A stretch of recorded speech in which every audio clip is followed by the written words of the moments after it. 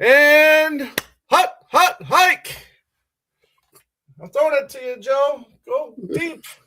No, is that a fumble? Is that a fumble? That's a fumble, man. I fumbled it. I'm not a football Well, no, guy. you didn't have possession of it, so it doesn't count. Oh, okay. Anyways, hello everybody. Hello. It's Super Bowl Sunday. I don't care. My guest Me either. Joe Mayo doesn't care. So I thought, maybe I'll have my buddy Joe up here and we can just have a little fun talking about whatever you guys want to talk about. I'm Tom Hunyadi, two legs, and I got my buddy Joe Mayo here. Joe, what's going on?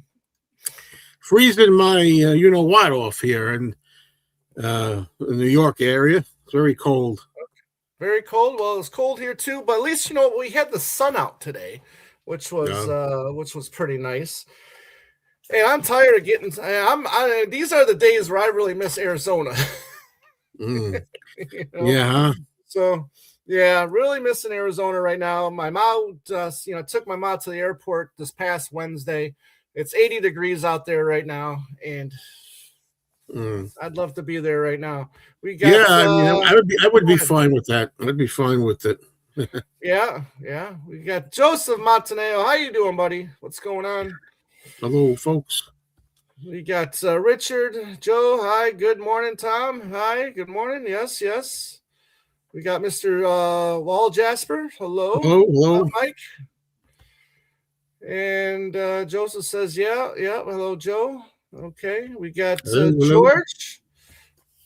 George, music for all four seasons. So, what George is a fan of the Four Seasons? Then is that what it is? Oh yeah, he has a big channel all about the Frankie Valley and the Four Seasons and other stuff. Right? Oh yeah. I'll have to check that out.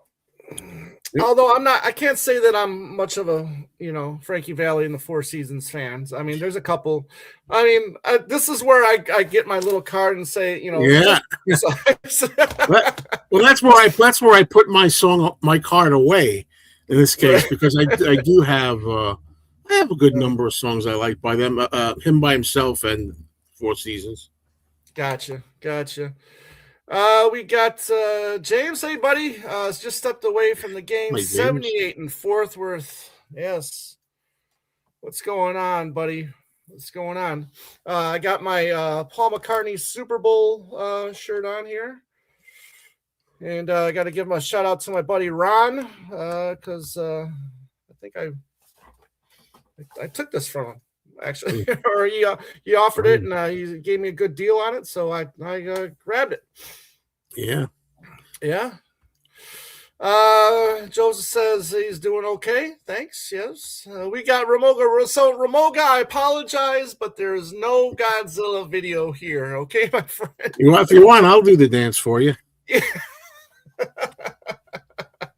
There you go. There was no Godzilla here, unfortunately. However, I do love the first Godzilla, or what's it called? There, Gojira. I don't know how to say it. Gojira, yeah. Gojira, that's how you say it. Yeah. Right. Yeah, and then you got Godzilla -1 that came out 2 years ago now. Yeah, there's supposed to be another one. Sequel to that coming out. That's right. Those are the two I'd say technically the best dramatic Godzilla movies, but there's a lot of fun ones in there that I like. In between, yeah, you sent the picture of me before we came out here. You sent a picture of yeah, that's right.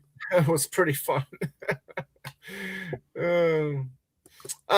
George says, yeah, the Four Seasons, first huge band before the Beatles, arrived 62 years ago yesterday. Yeah, big. Yeah, there was somebody that once tried to claim, no offense to anybody, but that if it wasn't for the Four Seasons, there'd be no Beatles or something. I'm like, I don't think so. Yeah. We got Richard is saying, Joe and Tom, did you order the Third Man, Yellow Man? Yeah, what's up with that? Did you? I did get the Third Man Yellow from McCartney.com. I think you could have got it on UDiscover, and there was a couple other websites that you could have got that yellow on. Oh, okay. I I had time, but I decided I didn't. Yeah. That's a whole other thing with me now. I'm not really as Right. crazy as I was with it once before. I did pre-order the Amazon Orange Yes, and vinyl. as did I. And I did get the CD. Once I found out that yellow was there was only going to be 3,500 of them, and then I was like, okay, I'm going to pick one up. And then I did get the orange, and I did get the CD. Yes. I usually always get at least, if nothing else, the CD. This particular time, I'm not sure if I'm going to go for it, but it's not going to be expensive, so maybe I would. Right. Yeah. Yeah, and there's going to be okay. Well, we'll get back to that here. Richard says, "Did you like Godzilla versus King Kong?" Now, is that the one you want me to see? Well, the thing is, I don't know which one he's talking about because that's true. The first one that came out in 1963 was King Kong versus Godzilla, and that's the one I grew up with. It was on TV all the time. It's completely and utterly ridiculous, and I love every minute of it. It's my favorite Godzilla movie. And then there's another one, when they did Godzilla versus Kong, the newer series, which I have yet to see. No interest whatsoever in those. No interest. Richard says it's sold out. Yep, sure is. Sure is. James says, so what do you both think of the documentary soundtrack? Well, I think it's kind of cool that he's doing a soundtrack for it. I don't know if it was necessary. I don't know if it was really necessary for it, but I mean, there's a couple things that are being released. That demo of silly love songs that you do hear at the beginning of the Man on the Run documentary. Spoiler alert. And you got to sing, got to dance. I mean, I don't know how many people are really actually excited for that. But, and then you got Arrow Through Me, Rough Mix, which is available to listen to on Amazon now. Oh, that's supposed to be new, right? Yeah. And the Live and Let Die, I think, is, and then I think the Live and Let Die is as well. Live and Let Die is from Rock Show, right? Yeah, but there's the intro in there that I don't think is on the CD or in Rock Show. Well, my take on it is, I said in the video that I made, it was pretty lacking list of songs, but I realized too, and I think Andy said this too later. I saw Andy talking about it. It's true. It's a soundtrack. So I haven't seen the documentary. I know Tom has, Andy has. I'm going to see it at the theater on the 19th, but because it's a soundtrack to the movie or documentary, that's why that's the songs that are being used, right? But overall, for just to listen to it, I don't think it's a great selection of songs. And you know what else? It's close on the heels of the other Wings compilation that just came on. Right? It's like you just that's Wings. That's why I wasn't expecting this. I mean, I'm glad it's there, but I wasn't expecting it because we had just got a Wings comp, in November.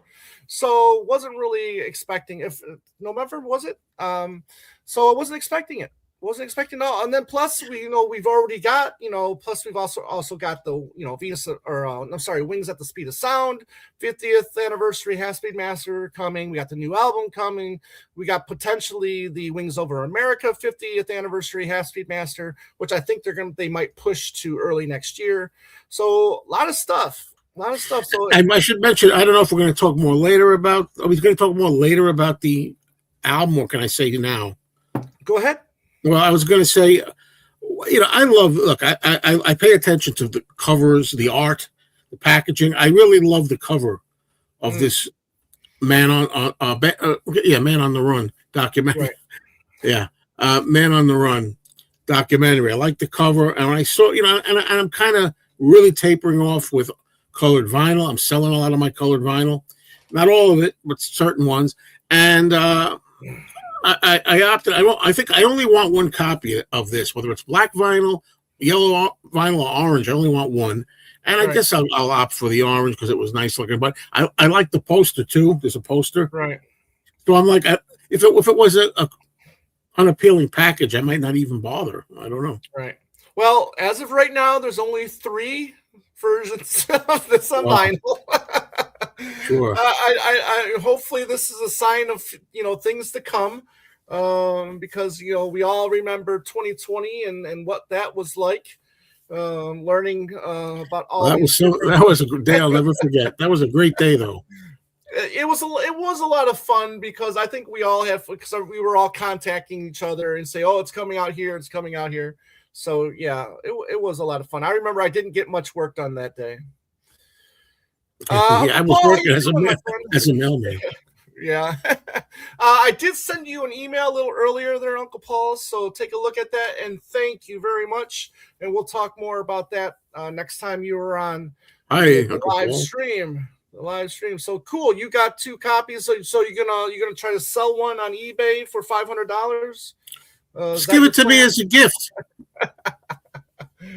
Speaking of giving things a gift, I mean, you got that copy of Rush's that you're not using. Oh no! I'm not. I'm not ready to let that go. All right, fair enough. We got our friend Ethan Alexanian, my friend. How are you, sir? I generally thought it was Saturday. I forgot that it was in fact Sunday. Hello, Ethan. How are you? I hope you're doing well, my friend. I may be going to visit my friend Ethan here within the month. So I'm looking forward to that. Don't feel stupid, my friend. Do not feel stupid. Ramoga says, I like the Godzilla dance movies. So does he dance a lot in these movies there, Joe? No. Yeah. Ralph says, Philly love thongs, Wings Over America. Yes. But there's an introduction to this one, which I don't recall being on Wings Over America rock show. Either of them. So it's like, Paul's talking and then he hands it over to Linda and then Linda introduces the song. Mm-hmm. See here. Hey, what's going on there? What? Good evening, everyone. Black Chub Bear. Black Chub Bear. Yep. That's what I always say. We got Kent here. How you doing? The man on the run in order. On order, orange, yellow, black in the CD. Love the cover and the packaging. Yep. Joe was just saying how much he liked the cover and the poster inside. I'm skipping the black as of right now, but you never know. I mean, Joe, I mean, you are right to an extent. I mean, how much is really too much? I mean, how much do you really need? I mean, when you get to, I understand where you're coming from. When you get to a certain age, do you really need, this? Do you really need that? How much time do you really have left to enjoy, these items? As you say. Well, yeah, that's what my show. I'm gonna get a little plug for my show, and I'm gonna work this in. You'll see in a minute how I work this in. I have a show. I did one episode. It's called Collectors Anonymous, and the reason it's like Alcoholics Anonymous. That's why I called that. It's people like myself that are addicted to collecting. I'll drink to that. Addicted to collecting. And Tom, I do want you on one of the shows. I'll be there. And but the thing is, everybody's different. Some people they go to the grave, they become old and they don't mind. I think I'm going to be 64 this year. Does that number sound familiar to anybody out there? 64? Heard that somewhere. Yeah, and I never thought it would happen, but I'm just like, yeah, how much? I don't need as much. That's all. Just a taste, right? Just a taste. I mean, I'm still going to have a lot. I'm still going to have more than any normal sane person. That's funny. That's funny. Gabby, hello. How are you doing? Watching the game with my parents and saw the live notification. Yeah, I wasn't 100% sure. This morning, I think I was like, you know what?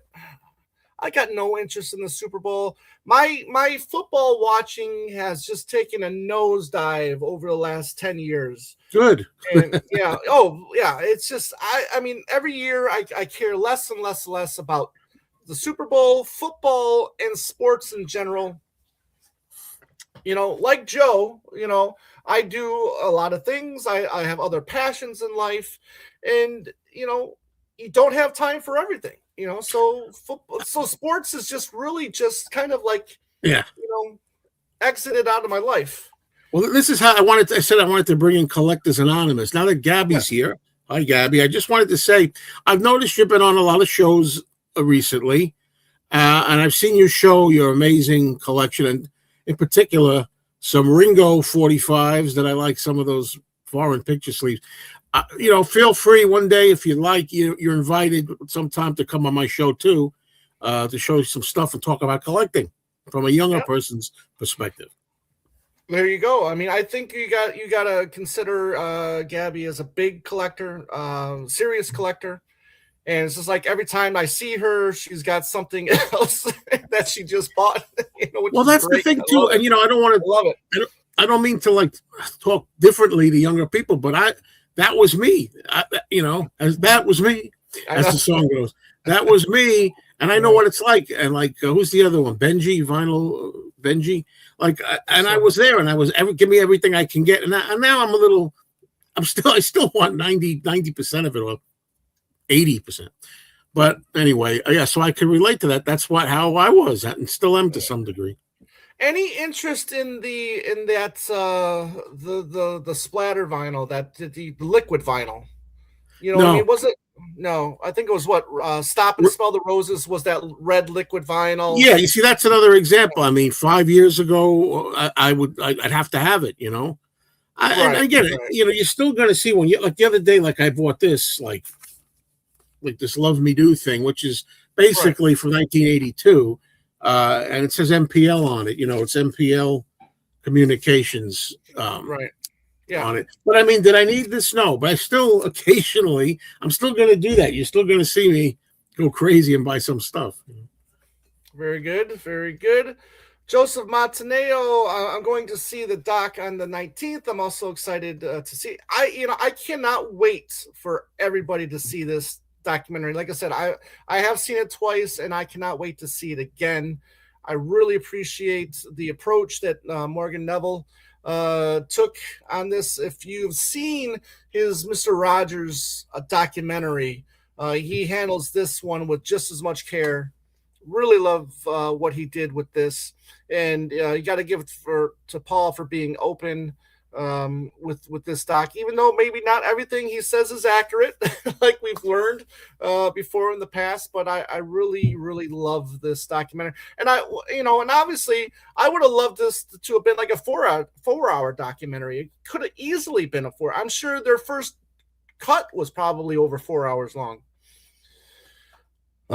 James says, I think Paul's missing the mark, not releasing cold cuts and Wings 73, 75 live. Well, that part, yeah. I would love to see that part, 73 to 75, even 72 to 75 live.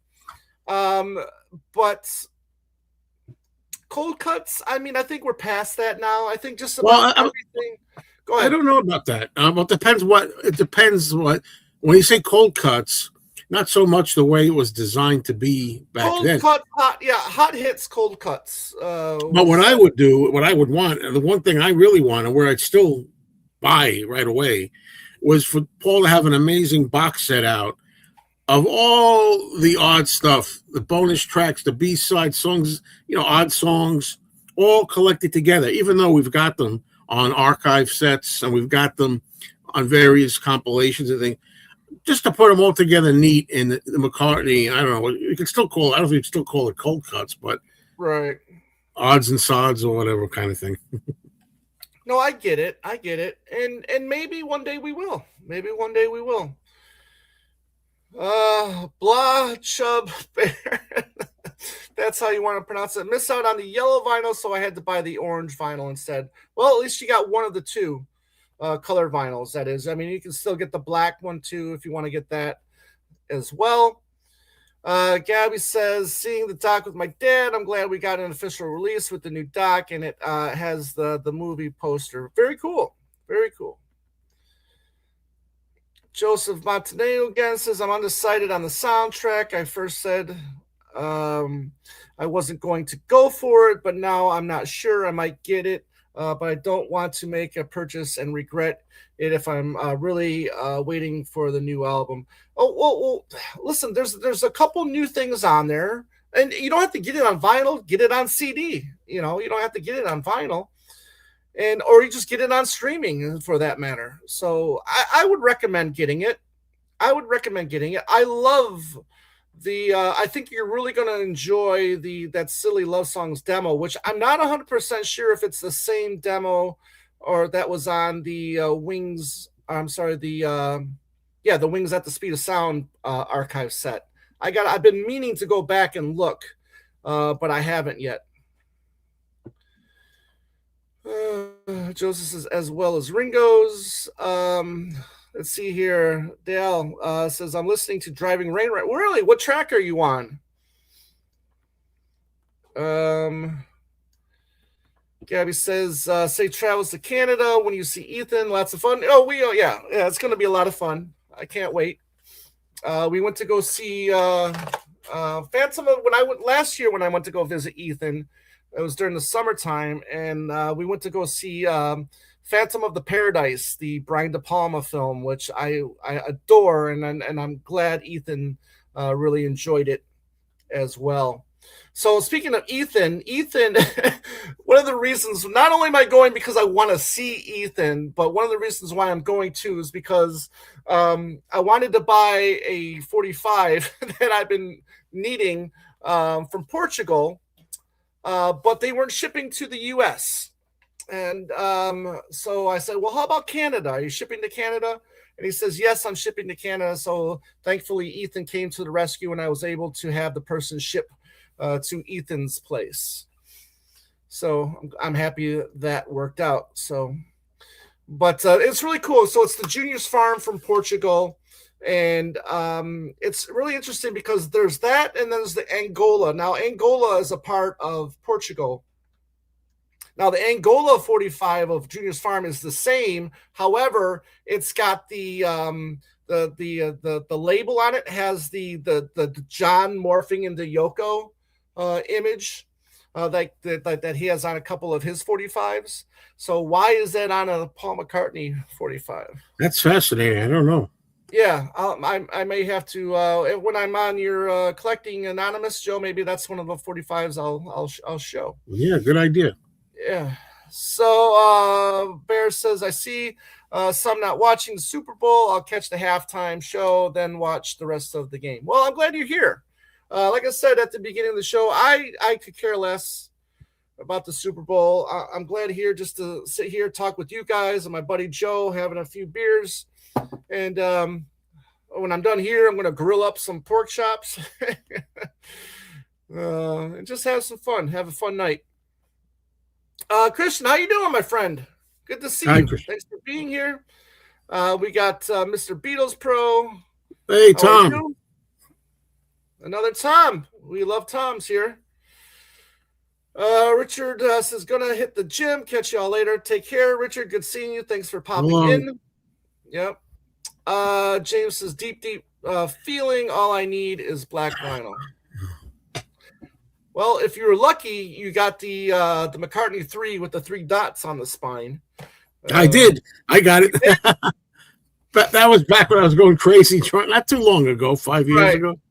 Yeah, and that just seems to be the most rare thing for McCartney 3 was those 3 dots on the spine, but it was for the black vinyl from my understanding. Yeah. So Barris says, remember, folks, the half-speed version of Wings at the Speed of Sound will come out later this year. Exactly. So there's going to be plenty of releases from Paul this year. But go ahead, Joe.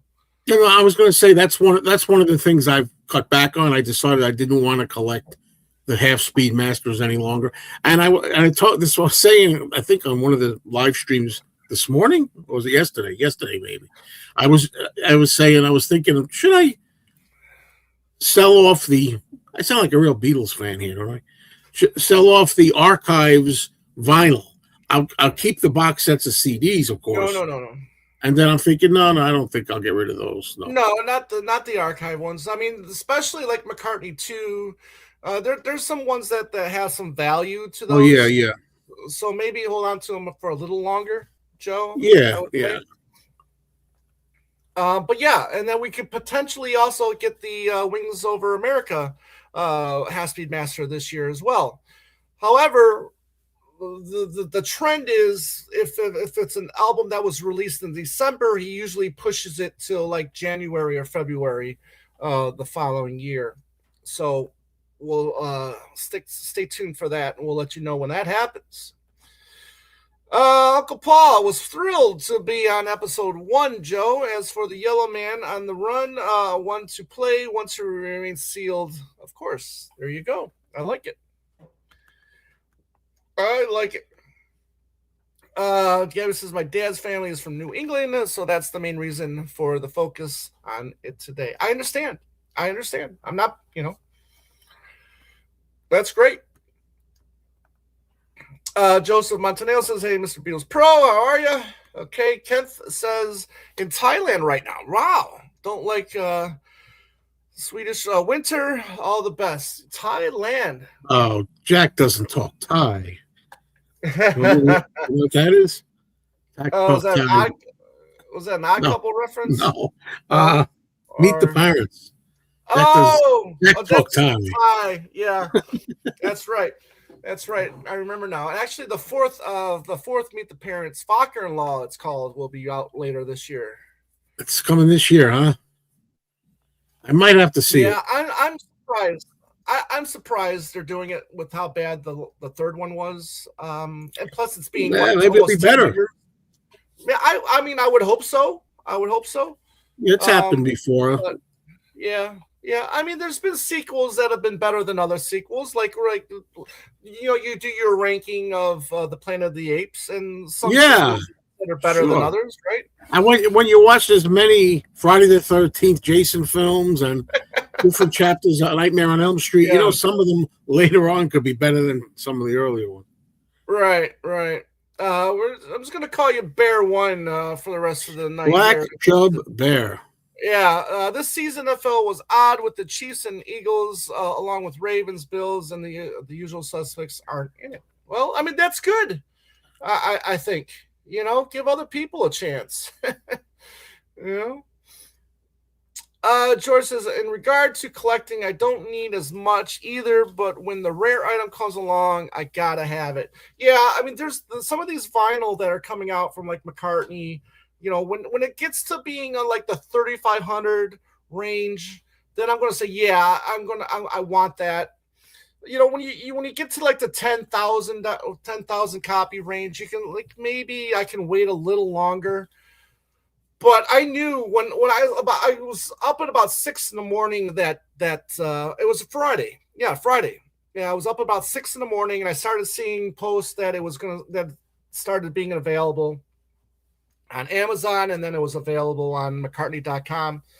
And once I saw that it was only 3,500 copies, I'm like, okay, I got to get this yellow. vinyl. Gabby says I passed on the Ringo Liquid. Okay, yeah, no problem. And those were expensive. Those were like what, over $100? They were? I believe. Yeah. Wow. Yeah, those were pretty expensive. Yeah. George says Gabby has a great collection. I have seen it on the Rachel Show. Fantastic. Well, Gabby, I'll have you on one of these days too, and we'll go over some of your Paul collection. Okay, so keep a Wednesday open one day, Gabby, and I'll have you on and we'll talk. We'll have some coffee and we'll talk. Bitsong, how you doing? The Lions making the Super Bowl would make me passionate. Yeah, listen. Being a Detroiter for as long as I have been a Detroiter, my work has promised, like if the Lions ever do make the Super Bowl, we would be closed. But listen, they've never been to a Super Bowl. I'm not expecting them to make a Super Bowl anytime soon. We had 2 years ago was our closest shot that we ever had to making it to the Super Bowl. So I'm not going to put too much stock into it, right? I'm not going to be one of those fans that, I'm so passionate and I'm going to watch every stinking game, every minute of every game, and, be that armchair quarterback or Monday morning quarterback or whatever. It's not for me. It's not for me. Is Joe Namath still on the Jets?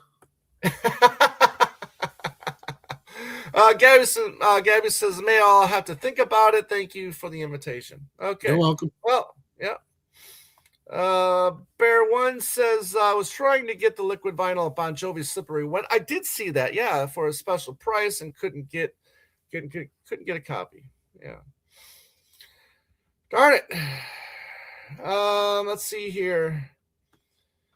Mike says, I am missing tons of everything, but I have all the Fireman LPs. You had to go there. Where do I have mine? Oh, there it is. It's all right, Joe. It's all right, Joe. It's all right. Every time I'm on with you, I always hold it up. Yeah. Thank you for that, buddy. Thank you. Montaneo says, I listened to New yesterday and loved it. And today, listened to Electric Arguments. That was fantastic. It's been a while since I gave those albums a listen to. Well, glad you did, because both of those albums are fantastic. I love New. Love New. Electric Arguments, believe it or not, that's one album that slipped through the cracks that I only really know like 3 songs on or 4 songs on it. Yeah. I never really gave it a lot of listens back in the day. Crazy. Let's see here. Joseph says, Mr. Beetle Pro, I'm doing okay. Okay, very good. James says, New and Electric Arguments are both excellent. They are. Let's see here. Bear says, it would be funny if Paul MPL would put out London Town box set along with Half-Speed Masters vinyl version of the 50th there. Okay, so here's the deal. And I got to keep saying this because I want people to understand that I want to be wrong, okay? I do want to be wrong, okay?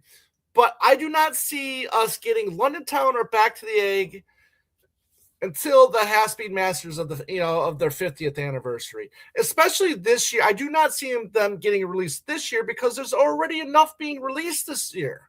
There is a chance of overexposure here. Yeah, there is. And your wallet too. I mean, how much do you want to spend this year? So whatever. Gabe says, thanks, Tom. I had fun the last time I was on 2 legs, so I'd like to join you on a Wednesday. Yeah, so one Wednesday. Yeah, and I'll let you know. I'll get with you, girl. Don't you worry about it.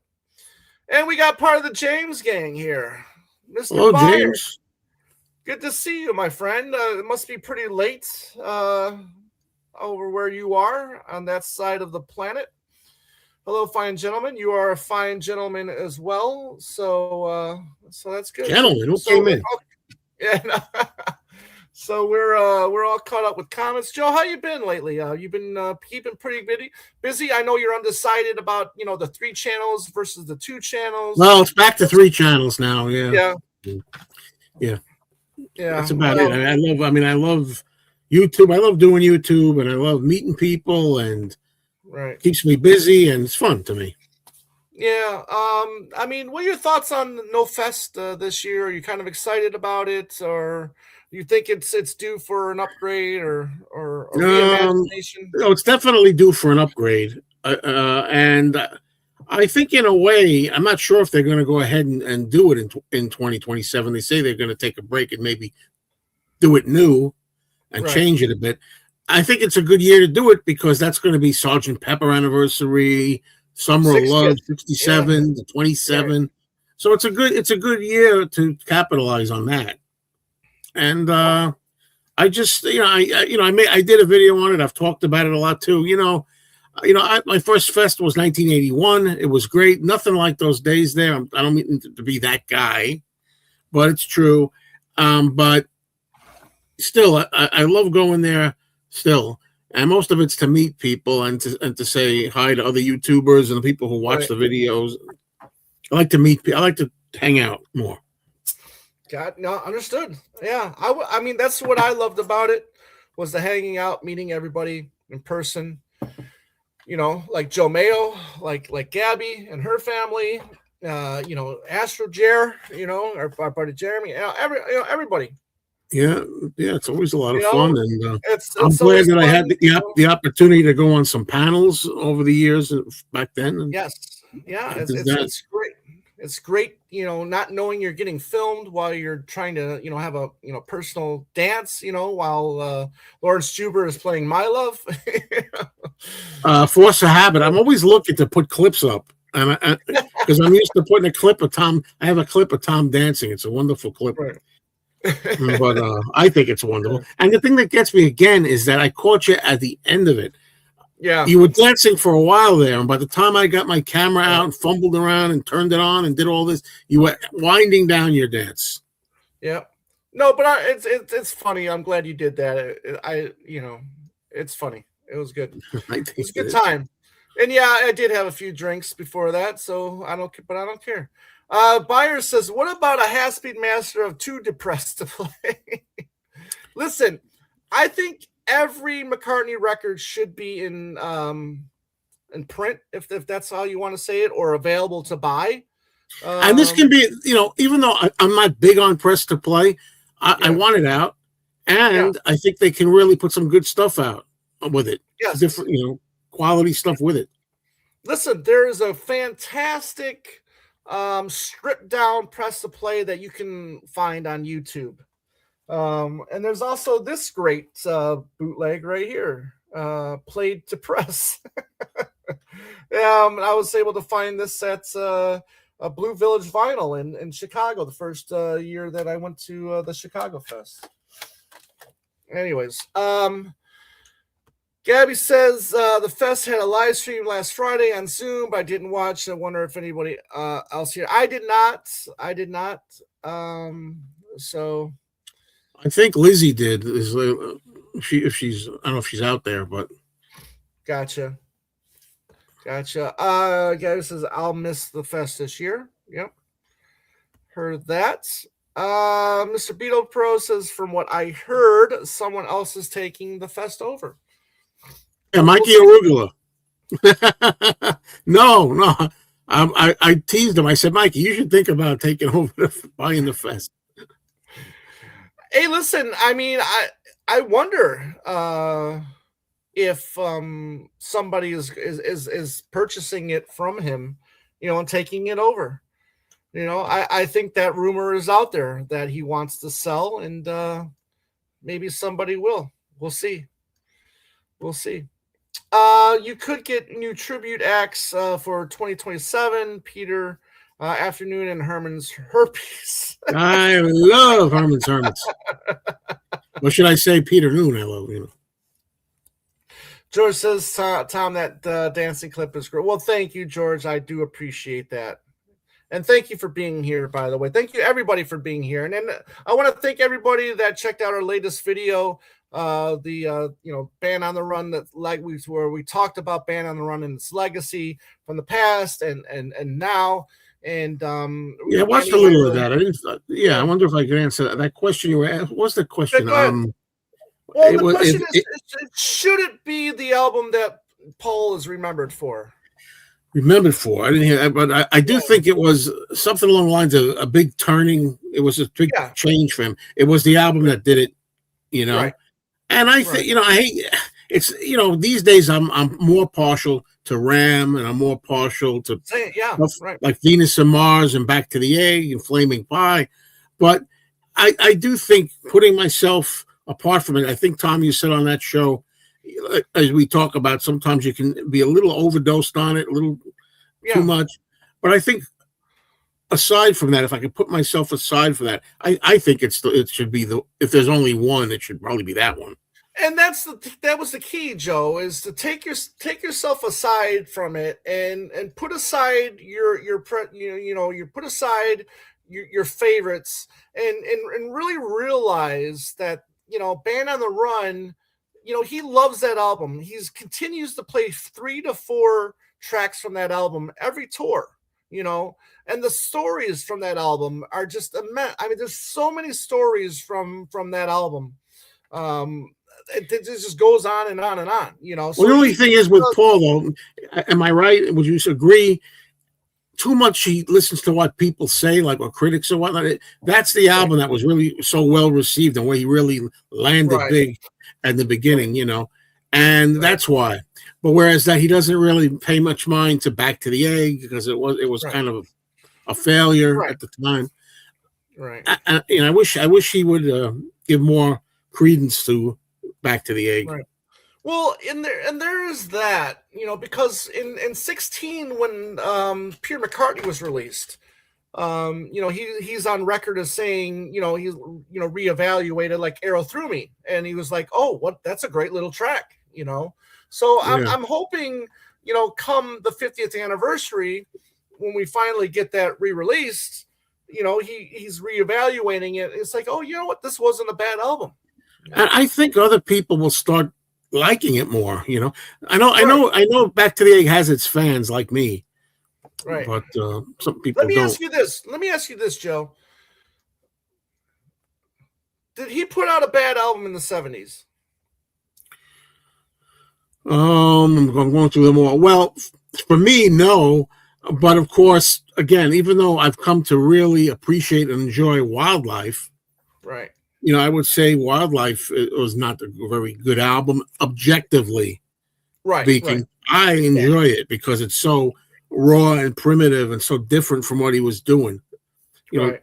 It felt like so spontaneous, even though we learned later that it wasn't all like the mumbo wasn't just like done right and just one shot. Right. But anyway, I don't know. And then if Andy was here, we could talk about Red Rose Speedway. That I'm not a fan of Red Rose Speedway, but I'm not gonna call that a bad album. That's my opinion. Okay. I guess objectively, apart from how much I like it, Wildlife could be considered not his best. Yeah. True. Yeah. Montaneo says the JFK Fest was incredible for me. Getting to meet you both and everyone else was wonderful the whole weekend. It absolutely was an amazing. I agree. Weekend. There was so many things that happened that weekend. Our buddy Ed, Mr. Broadstreet, there was a part where there was like it had to have been like 1 a.m. the last night. I had to be at the airport in like 4 hours, and we're just laughing our asses off at like 1 o'clock in the morning. Yeah, we were probably a little tipsy, from whatever we were doing, but that was an amazing weekend. As much as I didn't like the facility that the fest was held in, that was fantastic. I enjoyed where it was held. I mean, I enjoyed what would you call it? The lobby area. Yes, where the band got to. James Liverani did one of the best sets, and that was the year Now and Then came out, and or was it the following year? Yeah, it was the following year that Now and Then came out, and James just did an absolutely great rendition of Now and Then. So glad that we got to see that. So, but yeah, and I think we did a panel there for Talk More Talk, didn't we? Probably. I know when the first time we did it. I don't remember when the first time was. Right. Yeah, we did do a panel. Yeah, I always love catching you, Joe, Andy, Doc, Tone. I'm very fond of. Well, thank you, James. We are fond of you. Thanks, James. And, we really appreciate that. We really do appreciate that. Yes, your Band on the Run video was a fantastic discussion. Thank you. And I hope to do more of those, because I think Andy and I think I love when we go back and forth like that. So we'll look for more ideas and discussions in that vein. James says, for me, being 59 years old, Band on the Run tracks were played forever on 1970s WNE. WBAB and WPLG in New York. What do you remember? Forget it. I mean, I remember Jet. I mean, Jet was all over the radio. At the time, I was probably like 12 at the time, because it was late 73 that it came out. It really went into 74, right. And then it went up the charts twice, at least, I think. Right. It went to number one on three different occasions. Three different occasions. And I remember very much those songs when they were new, when I was like 12 years old, and that's the first time I really, really remember. Well, Uncle Albert was the first one when I was like 9. And I remember thinking, oh, this, I love that. I love that, especially as a child. that kind of stuff. But that's like when I really became aware of Paul's solo stuff. Uncle Albert, and then later on Jet. I don't remember Band on the Run as much, the song. I don't know why, but Jet I remember really, really big. And yeah. Gotcha. Gabby says, I'm glad the fest gave us the opportunity to meet Beatley Tone. Absolutely. Yeah, lots of highlights, and Mrs. Beatley Tone, and lots of highlights from last year's Chicago Fest. Yeah, I mean, Joe, unfortunately, you weren't able to make that one. I really wanted to. I said the main reason I wanted to go was to finally meet Beatley Tone, and I couldn't go. Yeah, well, at least you got to one, which was great. I went to one Chicago Fest. Yeah. Yes. James says, yes, it is an important album, but Ram, Venus, and Mars, Back to the Egg are all favorites of mine, along with Wings Over America. Very good. Montenegro says, Back to the Egg is fantastic. I still feel that it has more of a hard rock edge compared to his previous Wings albums. Yeah, that's what I love about it. Yeah. And I think it was Dickie Dolan that said something about he wished that John had rocked as much as was New York City or something like that. Yeah. And I did too. And yeah, you were right when you said, well, he didn't have enough time on this earth to do so as a solo artist. And it's too bad because, I mean, John the Rocker, I mean, is there anything better than John the Rocker? Well, and I'm saying that Paul the Rocker is pretty damn good too. Let's face it. Yeah, listen, those John Rockers during the Beatle days. I mean, oh yeah, during the Beatle days. But solo wise, I mean, you got to say, even with John, I mean, he did have like on the solo albums, like on Plastic Ono Band, he had like I Found Out on there, or well, maybe, and then he had Meat City was on Mind Games, and What You Got was on What You Got, Walls and Bridges. Yeah, maybe Give Me Some Truth qualifies on Imagine. I don't know. Right. And New York City, I love that song. The song New York City. So he was actually had at least one rocker per album, I think, more or less. Right. Yeah. Right.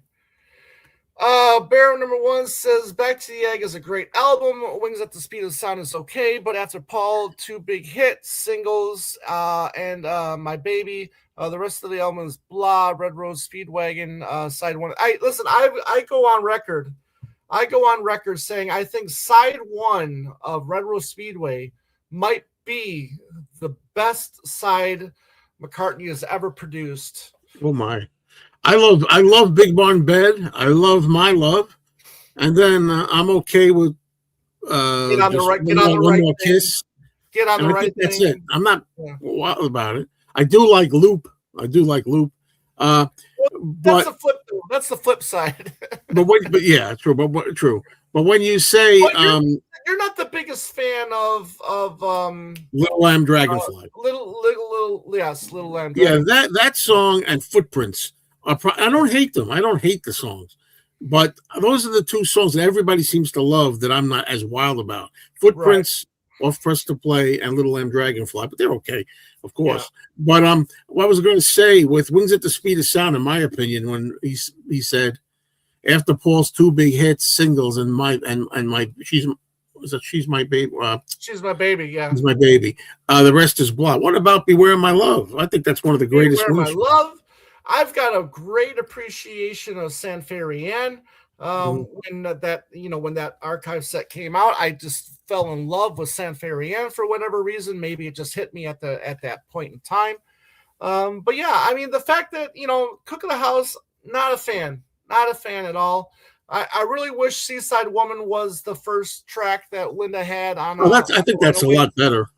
Yeah, and Oriental Nightfish is another song. I mean, but I don't mind Cook of the House in the context of the album. The song that I can't stand, I'm sorry, is The Note You Never Wrote. It bores the hell out of me, that song. But I do love Time to Hide. Yeah, right. Yeah, no, I hear you. Yeah, I hear you. Byers says, Wildlife is probably his worst 70s album, but I love some of the tracks. Ram has long been my number 1, Band on the Run number 2. Yeah. for whatever reason, when I was really getting into McCartney's, solo catalog, especially the 70s, this decade, the decade of the 70s, Ram, for whatever reason, has always been my number one. Yeah, that's funny. It's so hard to believe now that it was so low regarded back in the day that a lot of people, critics, and I don't know if it was just they were out to bash Paul for the Beatle thing or what. Right. But I understand in a way. I've always said when you think that Paul went from Let It Be and A Long and Winding Road and songs like that, and then started doing the sketchy stuff, doodly things on McCartney, other than a few of the songs. I'm talking about as compared to what they were used to, and then also even to some lesser extent, Ram is still not quite what people were used to. But now it's hard to believe because I think Ram is. I call it now his best album. I think it's my number one album, Ram. Yeah, no, I think it's his masterpiece, and I think it is. I think it is closer to what people were hoping McCartney would be. I mean, it's very well produced, right? I think it is very Beatley, and I love every track on it. I mean, it might be the only album of his where I do love every single track on the album. Interesting. Yeah. And as far as the McCartney album, I come down on it sometimes. I still have fun with the McCartney album. And I think maybe I'm amazed as Paul's. I always say I may call that his best ever song. Yeah. Could be. Could be. Yeah. I always say it's hard to, Paul's got so many great songs, but I don't know why. For Paul of all people, I'm able to narrow it down. You would think that it would be the most difficult, which it is. But I say, like, Let It Be, maybe I'm Amazed, Hey Jude, maybe like Here, There, and Everywhere, and For No One, no Eleanor Rigby. Like, those might be his, if objectively, again, what I consider his best songs he wrote. But there's so many of them. I got something funny to tell you because my mom's car, she's got Sirius XM in it. Okay, so I switched it over to the Beatles channel, and then every once in a while I'll drive her car, and I'll have it the first day I drove it with the Beatles channel on it, because you know how you said that they don't play enough John songs. That day, I shit you not, Joe, I heard at least 10 Beatles songs led by John and 4 solo John songs. I believe it, but my big problem with that channel is, again, I'm sorry, because people have explained it to me many times. Caitlin Larkin explained it to me many times, even Tom Frangione. I wish there was a way that they legally or whatnot could play more deep solo cuts in between the Beatle cuts. Give us Hey Jude, give us Come Together. Maybe after that you play, I don't know, how many think you play The Night Before, and then after that play a deep Ringo cut. You know. Then I heard "Hey Baby" on there that day. Oh yeah, I've even heard that. But my friend Anthony tells me he's got the Beatles channel, and he says, he always tells me, hey, I heard a really good song that I never knew before. And sometimes the songs he tells me blow my mind. Like I remember one of them was a Ringo song. Oh, was it Las Brisas or something? I'm like, wow, how the heck did he even know that? But that's what I think. I wish they could play at least 3 great Beatle tracks to make people happy, because most of the people want the Beatles. Then play a deep McCartney track. Go from there and play Girl School. And then they probably play that, I don't know. And then play another 3 Beatle tracks, then play George Harrison Cheer Down. Right. Do that, But if you can't legally, you can't. Right. Yep. Ken says there is no bad McCartney album, only some bad songs here and there. Well, again, I can't say there's a bad album. Really. That's on the ear of the beholder, really. I mean, there were some, the story. There were some that I think when I list from my favorite to my least favorite, there's going to be like a few. Like I still say the Russian rock and roll album is my least favorite, probably. I can listen to Kisses on the Bottom, but it's not up there, for me. And these are the ones I tend to put on the bottom. Driving Rain, which I'm appreciating Driving Rain more as the decades go by. Right. But something's got to be the bottom 4. Exactly. I agree 100%. And people like us, we have those albums. We know what we Yeah, would put at the bottom four, and we know what we would put on the top four. It's just like those in between, 12, 13, 14 records, how do we rank those? Those are the ones that are a little bit tougher to rank. Mr. Beetle Pro says the Paul LPs from the 70s, at least for me, were highly anticipated when they were announced, even up to Flowers in the Dirt. After that, meh. Well, some people will agree or disagree with that. And Joe, that's a question I have for you. Flowers in the Dirt. How do you what's the word? How would you describe that album? Would you describe it as a comeback or a return to form, or do you have a different word for that? I think comeback is a good word for that, and I know Ken Michaels and some other people wouldn't be happy with that, but that's my opinion. I do think there was a time around Broad Street with the failure of Broad Street after No More Lonely Nights, all that. He had a little dip, and then I love the single Spies Like Us, Right. but Spies Like Us wasn't well received. Well, no, they say it did number That's 20. top 10. It was number 7. Spies Like Us was the top. Yeah, top. Spies In Like the Us was US. his last. Spies Like Us was his last top 10 hit. Wow, I didn't know that. Anyway, I like Spies Like Us, but then after that, a lot of people were shocked and didn't know what to do about Press to Play, and then he kind of like was making appearances on TV, Wogan, and these things, Right. and he was doing like listen to what the man said, and he was Well, that was for all the best. Yeah. for all the best. True, Yeah. and stuff like that. And then he did the Russian album, right? Came out, and anyway. So what am I getting at here?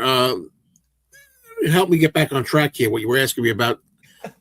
Comeback album. So I think, albums, yes. a lot of people did start to think he finally had his period where he, after the Higher Wings and all that, he was kind of coming down a little, just a few years, and then with when he started putting out Flowers in the Dirt, that was like I call it a step in the right direction. I've never loved the album. I thought it was half good and half. I call it Flowers in the Dirge. Right. I think a lot of them are dirgy, monotonous songs. I wish he would have been able somehow to put on there Flying to My Home, Back on My Feet, which I think is I love back on My Feet. Somehow put Once Upon a Long Ago on there, even though that was a couple of years earlier, right? Yep. I think he would have had a better album. But yeah, I think it's fair to call it a comeback album. Yeah. But I do like what you said, step in the right direction. Yeah. Because it wasn't successful here in the States. It was like a top, I think it was like 21. The album went to like 21 or something like that. My Brave Face was only charted in the 20s. I still, I always say it's okay. My Brave Face is okay, and most people like it. I thought it was, especially with the video that accompanied it. It was a great video on VH1 back in the day and all this. It was a good song to come back with, but I always wondered if this one had been the single, would that have done better? Right. Yeah. James says James was performing live on Instagram this afternoon. Yeah, he does that. He's fantastic. James is amazing artist. Gabe says TWA Grand Ballroom could have been much larger for all of us. I guess that was one of the problems with that venue. Could have been, but it was more spacious than what was at the Jersey City, wasn't it? Joseph Martinez says yes, the lobby area was great, and James did an amazing job with Now and Then. Yes, I agree with you, my friend. Buyers, I would love to be over for a fest. It was if my two favorite streaming uncles could go halves on my plane ticket. Well, yeah, that would be great to meet you. I would love to meet you, Buyers. Would love to. Gabby says, and the marketplace was tight, but at least the tables were. Yeah, it's funny how, I really do miss, and this is not, again, believe me, this is not to say, oh, it was so much better than, but it was so huge, the marketplace back in the early 80s and stuff. you wouldn't believe it. But even though the marketplace, like Gabby says, was tight, you still could find things. I bought things. I still found things to buy in there that I wanted. Right. Yeah. Yeah. Yeah. Listen, and I get it. I get what you're saying, but I was still able to find so many great things that I didn't have at these Right, last. right. And Tom, when was what year was your first fest again? Well, it was 2022. So you loved it. You had a great time. Yeah. So if you weren't used to them, it wouldn't make a difference anyways. Yeah, not to take too much time on this, but the thing was, go ahead. As a lot of people have said, back it makes me, this is when you're old, back then there was no. Try to imagine that there was no VHS, there was no home video or internet, no YouTube to watch Beatles. There was no home video, no VHS tapes even. Right? Yeah, if you went to the Beatle Fest, you'd go to the ballroom, and they would have on the reels, they'd show you Hard Day's Night. Right. And then one day they'd show you Help, another day Yellow Submarine on the reel, Magical Mystery Tour. You could watch all the promo films, not all of them, but a lot of the promo films on the projector on the ballroom. And that's how I fell in love with Mull of Kintyre. I wasn't a big Mull of Kintyre fan until I saw the promo, particularly the one promo that when you see the house and you see Linda walking to the house to the sea, that made me fall in love with the song, and it was shown on the ballroom. And they had video rooms when the videos first arrived.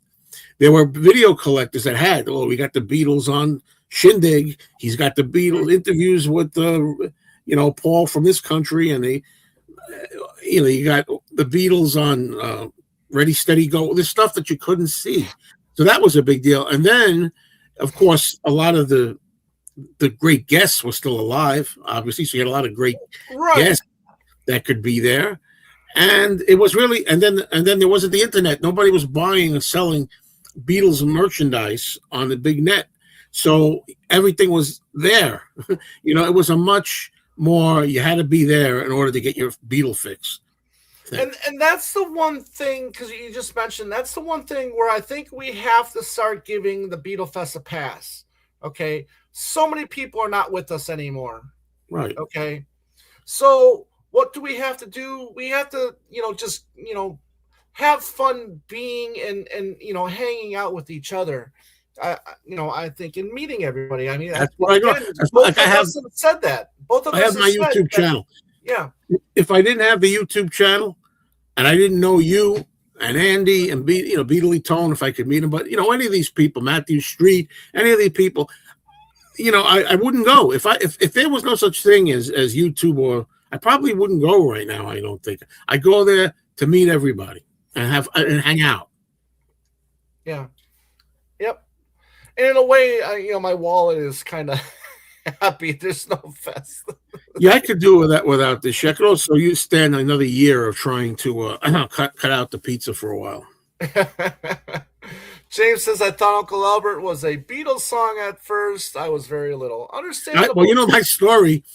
Yeah. I was just getting it. I was into the Beatles in '76, but I hadn't gotten past Rubber Soul. So the old story, when I heard "Gotta Get You Into My Life" being played, that was they put that out again. I thought it was Wings. I thought it sounded like Wings. It has the horns and everything. Right. I thought it was a Wings track. I didn't realize that was a Beatles song. Let's see here. Bear's speaking some Mr. Beatles Pro, so I'm going to leave that one alone. Buyer says, if I never hear Let Me Roll It, Eleanor Rigby, or even Hey Jude live ever again, I will pass away a happy man. Well, here's the thing. Okay, yeah, fine. However, he doesn't do Eleanor Rigby anymore. I don't think he's done it since 19 or 14. I can't remember. But well, he doesn't do Yesterday either anymore, right? Right, exactly. He hasn't done Yesterday in many years. But Hey Jude, he has to do. You have to do it. I get it. Yeah. He has to do Hey Jude. Has to. Yeah. But Tom, it's hard to believe there was a time like I first saw Paul in 1989. And when he, I was like, wow. anything he did, I was in heaven. Right. But you get spoiled, and now it's like the people on the let's hear the guys, let's hear the girls. You were great, Right. you were great. It gets to be the same old thing, but too much of a good thing. But he does have to do Hey Jude. Has to. He has to. He has to. Now let me roll it. Now I agree with you. That's that one can go bye-bye. let me roll it was always one of my what I used to think was a deeper cut back once upon a time. I love it. But now it's let me roll it. A deep cut. It's no longer a deep cut. Yeah, I'm just again, it's just a matter of over familiarity. To hear, I don't know.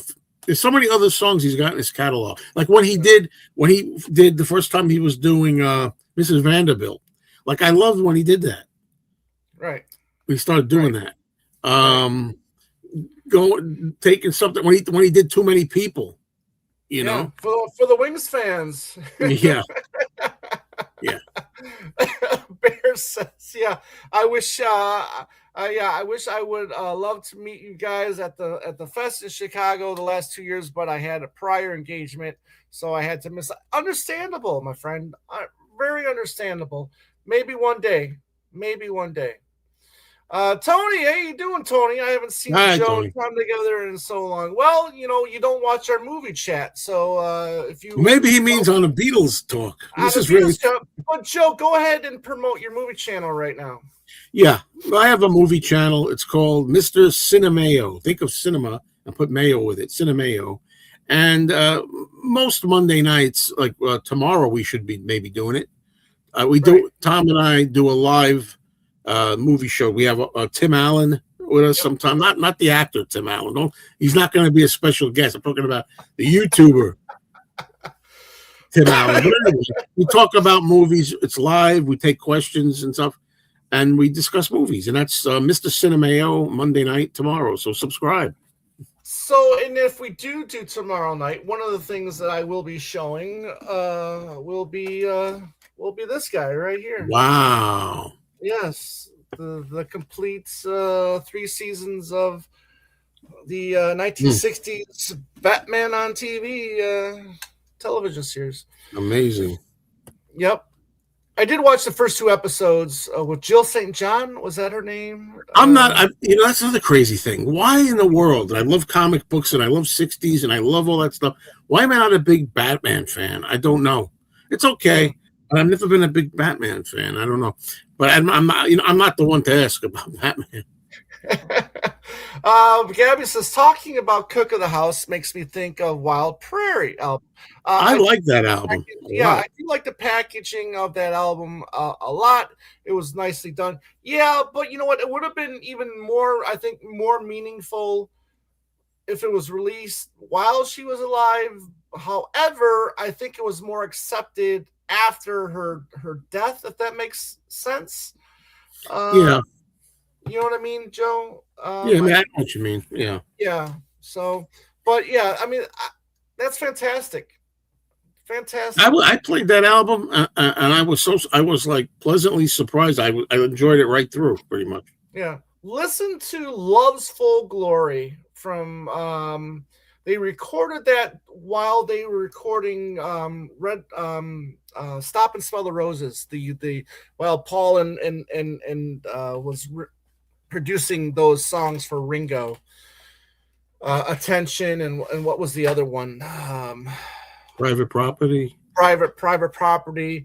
And they also did Love's Full Glory during, I think, that same period, because I think Juber's on it as well. That song is amazing. Oh, Lawrence Tuber. Yeah, Lawrence Tuber. yeah, he's miscredited on it. Right. It's been corrected of later reissues, but if you have that original red Stop and Smell the Roses, I keep wanting to say and the originals are everywhere. You can get it for $1. You can, a dime a dozen. I love that album, by the way. I'm not knocking the album. I love the album, Stop and Smell the Roses. Yeah. Good stuff. Tony just officially got my ticket for Man on the Run. Fantastic. As to why. I love that. Yep. myself and Joe will be seeing it, I think, on the 19th. Yeah.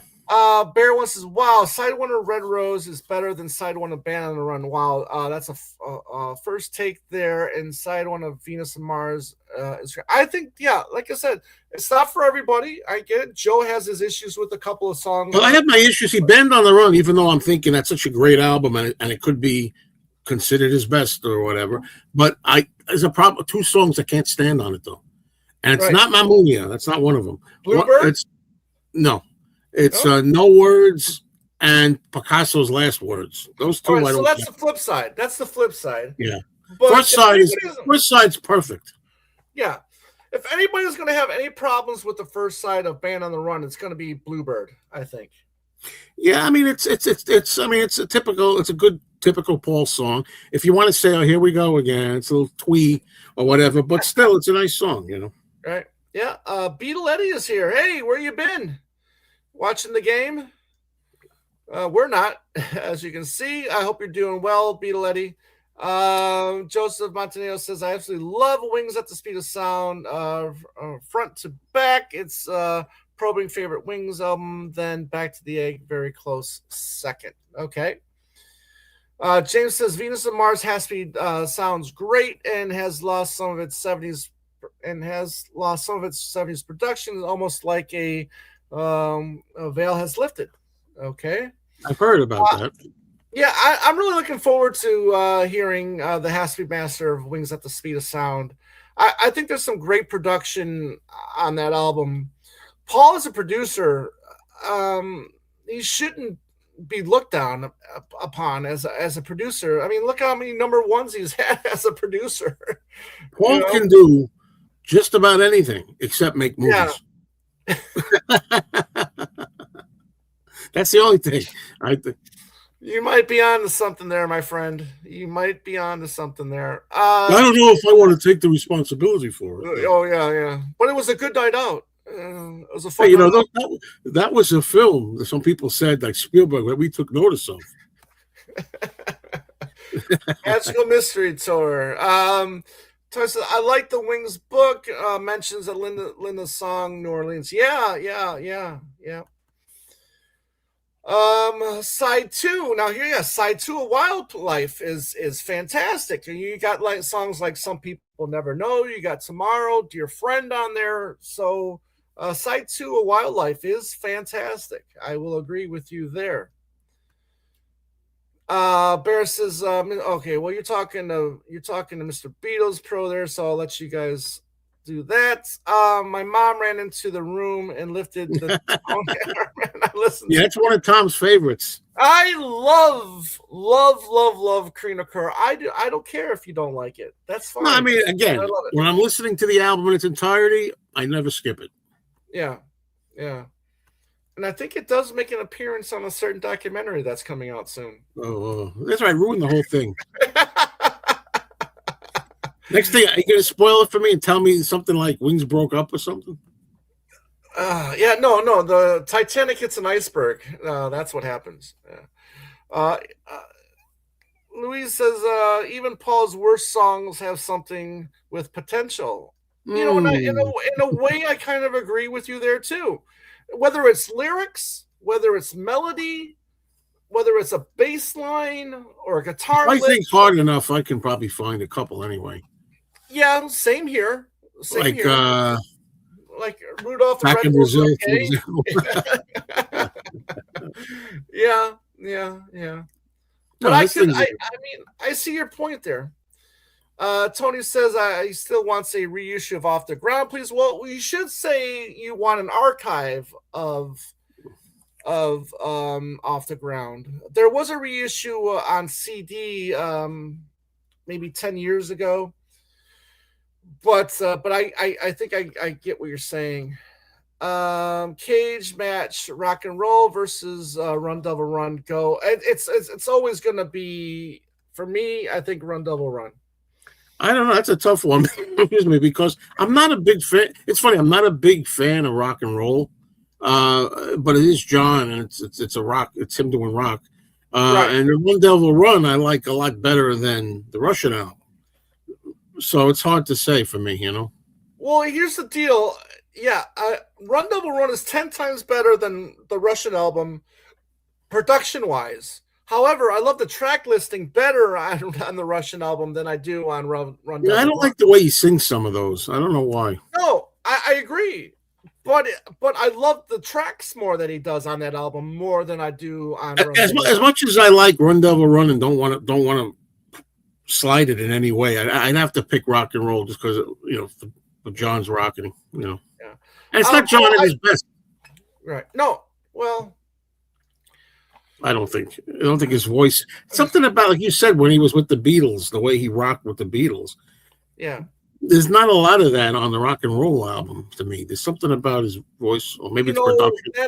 That is a good point, and I would love to hear. I'd be curious to see if they were going to do a rock and roll deluxe edition. Oh, no doubt. I bet. I hope so, and hopefully they do have the tapes that Phil Spector ran off with. Well, you don't want too many of those drunken tapes, that's for sure. Yeah. Well, we'll see. Tony says I much prefer rock and roll. Okay, I'm not gonna put you down for that. Me either. Yeah. Joseph says Flowers was my first new Paul album that I purchased. I love Flowers start to finish. Well, that finish, that was very big to me. Hey, I get it. I get it. Oh, yeah, I get it. I get that. You're buying something with your own money for the first time, and there's that and going for it. But does it really make it good? Can you step outside of your body and look at it objectively and say, okay, I bought it with my own money. Is it really that good of an album?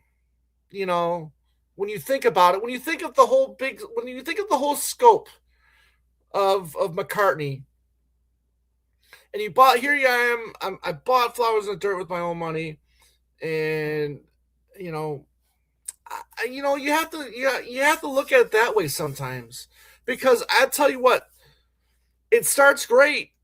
I'll agree with you, Flowers and Dirt, but those last three songs, I mean, Motor of Love, I think ruins that album. That album could have been a masterpiece, if, like Joe said earlier, maybe a track here or two, Flying to My Home, Love Come Tumbling Down. I mean, a couple tracks here or there. I Love This House. Maybe. But I mean, again, that's for your ears only.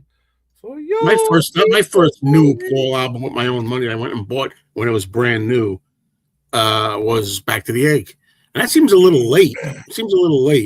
For me. Right. I really started getting heavily into it 76, 77. Well, after, I don't remember being blown like much. I remember Silly Love Songs being a huge hit and Let 'Em In being two huge hits. Very big when I was 14. But anyway, the first album I bought though, it would have been London Town had I not won it. I won it at the Jersey Shore on the boardwalk game, Spin the Wheel. Gotcha. And it goes around and you pick a prize, and I picked. Well, London you still Town. had to give money to play that game, though, didn't you? Well, technically, yeah, a quarter or something. So technically, it's either London Town. I'd rather say London Town was my. You want it to be like for Ringo. The first album that I bought from him that was new album was Bad Boy. Okay, and I got to tell you though, I do like the Bad Boy album. I do. Yeah, so do I. Yeah, but that's not exactly the album I'd like to say though was my first Ringo album. But it is what it is. And George Harrison's was the self-titled, was the first one that I bought. We're looking at 79, 80, like, unless you count one last thing, unless you count Shaved Fish for John, 75, I bought Shaved Fish and Ringo's Blast from Your Past. Those are technically the first albums I bought by John and Ringo when they were new, but they're compilations. Right.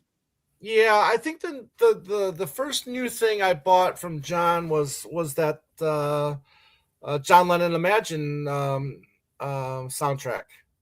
Oh, for the movie, right? Yeah, at least I'm glad I got, as a Lennon fan, I'm glad I was 18 when we lost him, and I was able to say I was excited, had the frenzy of going to the store and buying Right. the John Lennon album, Double Fantasy. Right. That's the only one that I bought when he was alive, but it was new. Right.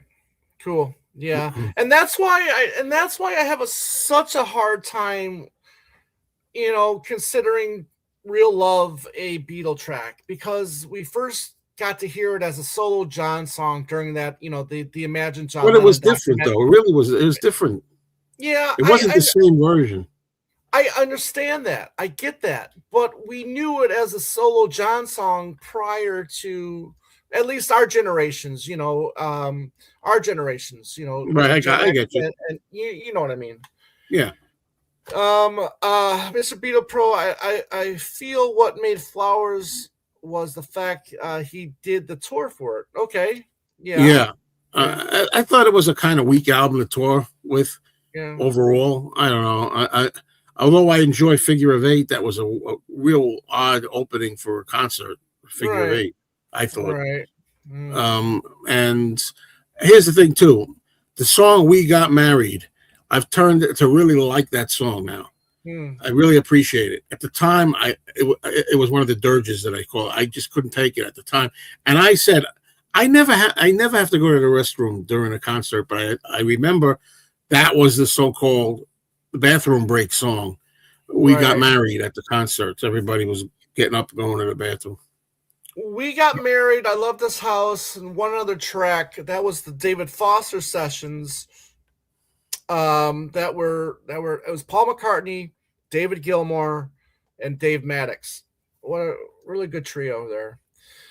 Gabby says Jersey City. We all fit in the ground ballroom at the High Times. We was small. Syracuse was small. There was high demand, so the Grand Hyatt always. In Chicago. I mean, what is so spacious, right? In that Chicago. I was impressed with the size of it. In Chicago, the one time I went. Yeah, Belay says my first fest was in 1980s. Saw Help, etc. Yeah. I look forward to that because I love the movie Help, and I used to love. Oh, we're going to see Help on the big screen in the ballroom. Right. Gabby says my dad tells me Billy Preston at the fest in 2005 was a great example of the ballroom not being able to fit everyone. Yeah, I regret that I missed. How in the world I missed it? I never got to see Billy Preston. I went to the fest a lot of times in the early '80s, and then there's the later '80s. I missed a lot of the fest. Let's put it that way.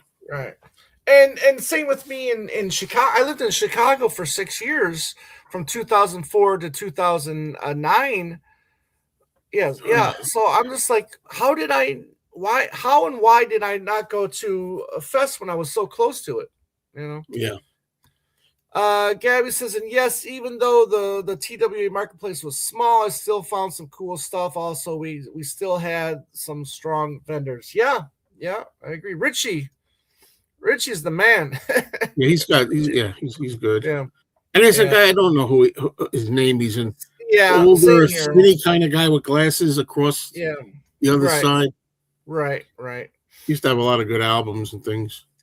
Barrett says, I noticed when Bob Weir passed away, there was so many Grateful Dead tribute bands, not trying to look like the Dead. I think there are tribute bands performing Beatles Wings out there. Yeah, there are a lot of tribute bands out there. Tony says, unfortunately, the marketplace at the fest was selling fantastic records before I had a turntable. Also, the fest in the early days used to sell bootlegs and things.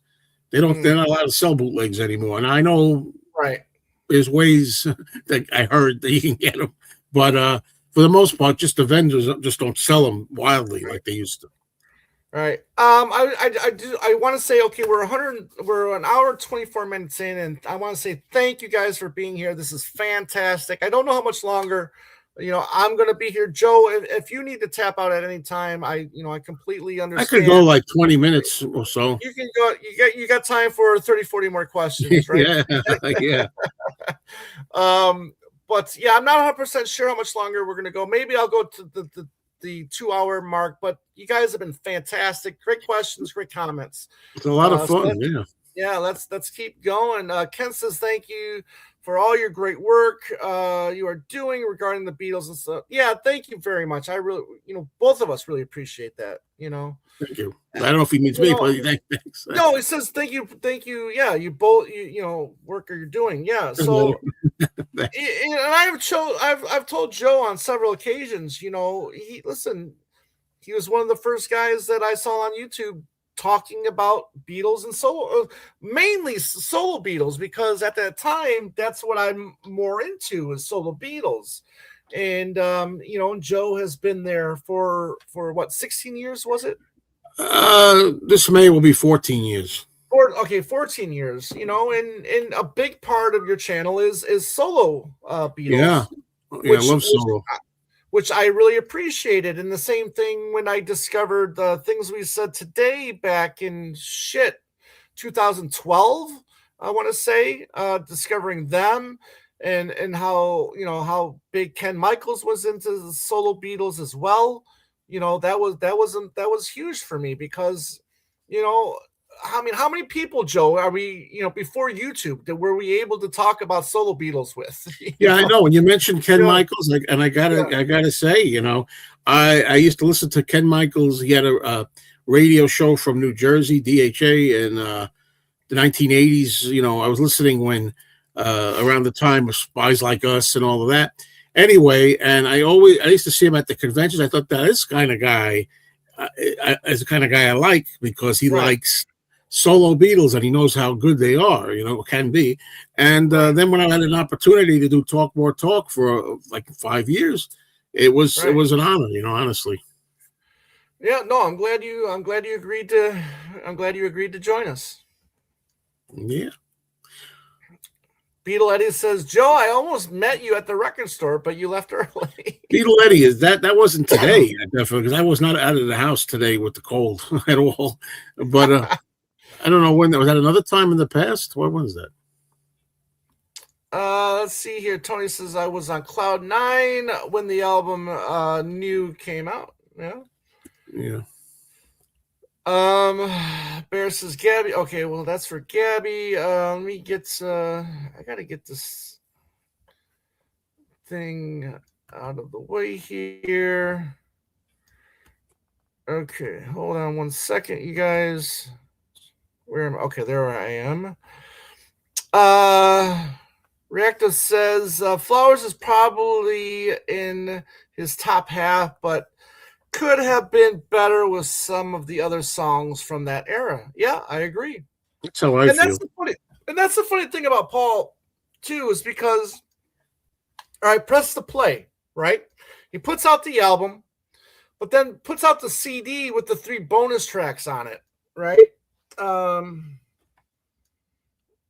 Where are we at here? And by the way, I always get mixed up when you guys talk about you and Andy know a lot about that stuff. Like, the different versions of Pretty Little Head, different versions of this and that. And I have a lot of those CD singles, but I don't I get them mixed up. What's what? Yeah, it's crazy because you got the album version, right? And then you got the 7-inch version of Pretty Little Head. Then you got the 12-inch version of Pretty Head, which I think most of us really gravitate towards. And then you got the video version of Pretty Little Head that features that little snippet of She's Leaving Home. Right. Yeah, at the beginning. So it's crazy. So then you got so Press the Play comes out, you got the 12 song track list, right? But when the CD comes, you got Tough on a Tightrope. You got It's Not True and Right Away. Now, I would gladly take those 3 tracks and remove 3 tracks, which I think would make it a 10 times better album. Yeah, and all those songs I always have to give, and every time we talked about them on a show, like Talk More Talk, I had to give them a listen again, because I can't remember Right Away, and I can't remember Tough on a Tightrope. I can't remember them for some reason. There's some songs, when we talk about solo Beatles, all by all 4, that for some reason, like I can't think of Flying Hour by George or Lay His Head. I can't think of those. I don't know what they are. Right. Egypt Station, another track. Another album, sorry, that has... Well, those I do know. Yeah. Yeah. 6 songs, right? That were on the Yeah. the later album or singles, Yeah, right? and there was some that I preferred. Frank Yeah, Sinatra's "Party" I liked, I Party, think. right, Um, right. And I you got love "Nothing for In a Free." Hurry, Nothing for Free, In a Hurry. So even listen, I'm a huge fan of Get Enough. I know I'm Yeah, that apologist I'm for not. that. Yeah, for that track. Listen, he tried auto tune once, and as long as he just sticks to that once with the auto tune, I'm fine with it. But that melody at the second half of that track, I adore. I love it. I love the words to that to Get Enough, even though I'm not the biggest fan of the auto tune, but the words to that song really get to me. Haven't heard it again in a while. It's been only a couple of Right. them when it first came out. Yeah, maybe listen, maybe rediscover that song, Joe, and just and kind of cancel out the auto tune, and maybe just check out, maybe just But sometimes rediscover I the can lyrics. appreciate at auto tune. We talked about this Yeah, when right, it's a deliberate effect, like with the Cher song. We always say that, like "Believe." right, I like the way it's used in there as a weird effect. right. Right. Beetle Pros says, Joe, I didn't have the money to buy LPs back then. I had to steal them. Okay. All right. Byers says, I'm not going to see Man on the Run, but I did go to the screening of 8 Days a Week and a Yellow Submarine 50th anniversary. Good fun. Listen, 8 Days a Week, I think, is one of the biggest disappointments in the last 20 years of Beatles releases. Yeah, it was a disappointment to me too. Yet I still enjoy it for what it is, kind of. You know what I mean? It's like it Right. could have been better. Yeah. Because if you watch it, it's like, okay, this album did this many sales. The next album did this many sales, but it was a little less. And then the next one came out, it did this many sales, and it was just even a little less. And as you're watching it, it's just like they're great. But they're selling less and less and less with each release. It's kind of funny. However, that the White Album is the Beatles' biggest selling album. What do you think about that, Joe? It is. Yes. I thought it was Abbey Road. Who do I know? No, it's the Beatles. It's the Beatles. Yeah, I don't even know anything about the Beatles. See? Yeah. You think you get Christopher says, yeah, you think get anything interesting for Wings Over America 50th? See, here's the thing. This is where the archives went wrong. The archives should have released something from the 75 tour, because the track listing was totally different. Well, not totally different, but there was different stuff on that 75 tour than it was the 76 tour, because by the 76 tour, you had Wings at the Speed of Sound, right? So on that 75 tour, you had stuff like Junior's Farm, you had Little Woman Love with O.C. Moon medley, and you had a couple other little tracks in there. But Joe, I got to use the restroom real quick, so give me a second. And Okay, I'll try to hold it. Well, yeah, I guess I'll wait for you. or yeah, just give me sorry, you guys, but just give me a second. You're drinking a lot of beer. All right. Well, looking at some of the comments here, I don't have control over the comments. So I see James Byers says Beatles 64 is the disappointment for me. That I'll go along with. I think Beatles 64 I was really disappointed in. That was way more disappointing to me than 8 Days a Week. Real Jackson is asking, is there a specific topic tonight? No, just we seem to be doing Beatles and solo Beatles, but could be anything. Mr. Beatles Pro says the vendors at the fest were not allowed to sell bootlegs or any merchandise that Mark Lapidus sold. Well, all I can tell you is I don't know what the rules were in Chicago, but I can tell you that I did buy bootlegs in like 1981, 1982, 1983 in New Jersey or New York. That I can tell you. Yeah, I don't know if we want to wait for a lot of these. We should wait for Tom for a lot of these. But okay, Christopher's asking me, did you like Wings Over America when it came out? Did you see Wings? When Wings Over America came out, I was really just starting to get to be a big fan a real big fan and collector, heavy duty.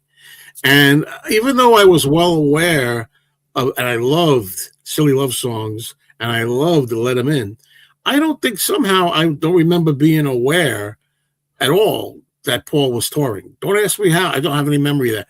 And I was 14 at the time, so I didn't get to see Wings. Had it been like, instead of 76, had it been like 78 or 9, I think I would have probably. But anyway, yeah, I covered some of the things here. I was going up and down. Not everything. Yeah, the vendors at the fest were not allowed to sell bootlegs or anything, or any merchandise that Mark Lapidus. And I told them I bought. I don't know about Chicago where Tom is, but I bought a few in the early '80s in New York and New Jersey. Yeah. Reactor says Right Away, tough on the tightrope are among his best. I think Right Away is in the same vein as I'll Give You a Ring. Love it. I like I'll Give You a Ring, but I don't remember loving Right Away. Right Away, yeah. Bear says let's get things started. Yeah, it's a great song. Too bad you had to get that song. Yeah, see that was on the Target exclusive. Yeah. Yep. Ray, what's going on, Jackson? Is there a specific topic to whatever you guys want to talk about? We've had a lot of, like I said, we're an hour 35 minutes and we've had a lot of great comments and questions regarding anything, movies, music, whatever it is you want to talk about. We'll look at that question and then we'll ponder it, and we'll give our opinions. Byers says BL64 is the disappointing. Yeah, I agreed with him on that because I really was disappointed in that a lot. Yeah. MPL should put out Rock Show on Rock Show is out on Blu-ray. I still will say this. I'm sorry, maybe I'm the only one. I saw Rock Show in the theater, and I used to have a VHS, the big boxy videotape of it, and I could swear that I think that it was confirmed later that Linda was edited out of some of it, or some of her harmonies and stuff. And to me, when I saw it on the big screen when it came back out, whatever year that was, really recently, and I watched it, and she's going, I don't hear her. That's what I think. And then later on, I thought it was confirmed that it was softened or taken out, some of it. Yeah, I mean, it's possible. Christopher says, Joe, you like Wings Over America when came out. Yeah, that's what I was talking about when you came. So as far as Wings Over America go, I didn't see Wings, and Wings Over America, no, I didn't buy it, or really. I was just starting to find my way in '76, and I was catching up with Imagine, I think, in Ram and stuff like Mind Game and stuff like that.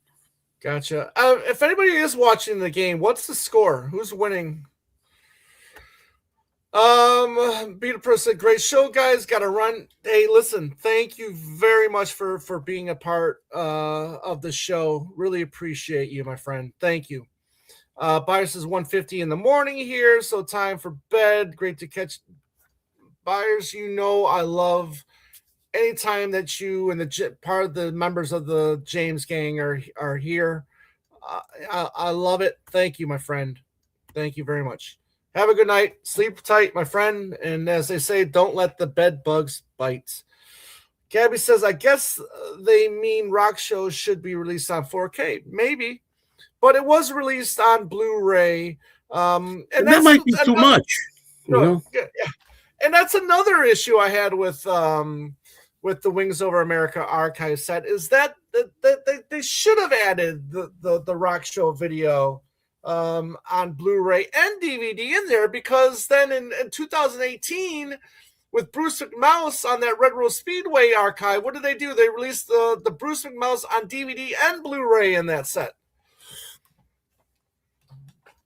Oh my God. Okay. Christopher says the Blu-ray audio messed up. They need to reissue. Okay. Fair enough. Christopher says Waterfalls, Only Love Remains, 2 underrated songs. I have never been the biggest fan of Waterfalls. Spend like 5 minutes with Andy Nichols and you'll change your tune on that one, right? I knew he was gonna choke on his beer. It's funny because I have an appreciation for. I like both of those songs. They're not among my favorites, but I like them. Only Love Remains I'll take over Waterfalls. If I had to pick one, I'd pick Only Love Remains too over the other one. And Twice on Sunday. Real Jackson says, for me, Beatles 64 was more about the clarity of it. The clarity was fantastic. Okay. And it looks like okay, Seahawks is winning 9-0. Yeah, Seahawks, from my understanding, has a great defense. And I'm surprised it's not a bigger blowout than that. So now it's 12 zip Seahawks. Okay, great. I had thought that the Seahawks was the better team from my understanding. So I'm glad. Hey, as I say, let the best man or team win. You know, and if that's the Seahawks, then so be it. And then Christopher says there are a few Blu-rays that audio is okay. Well, I need to go back and listen to the Blu-ray then. Jackson says the Bad Bunny halftime show was all in Spanish. Okay, that's fine. I know, yeah. But I know he is a U.S. citizen. But for whatever, but again, I had no interest in watching the show. Anyways, my mom likes Waterfalls. I had to say it. Okay. And I'm glad if you like Waterfalls, and if you're somebody out there that loves Waterfalls, that's fantastic. It's just not for me. George says Christmas of '76 received the album Wings Over America, 3 albums set with poster, and still have it to this day. Great. I love that.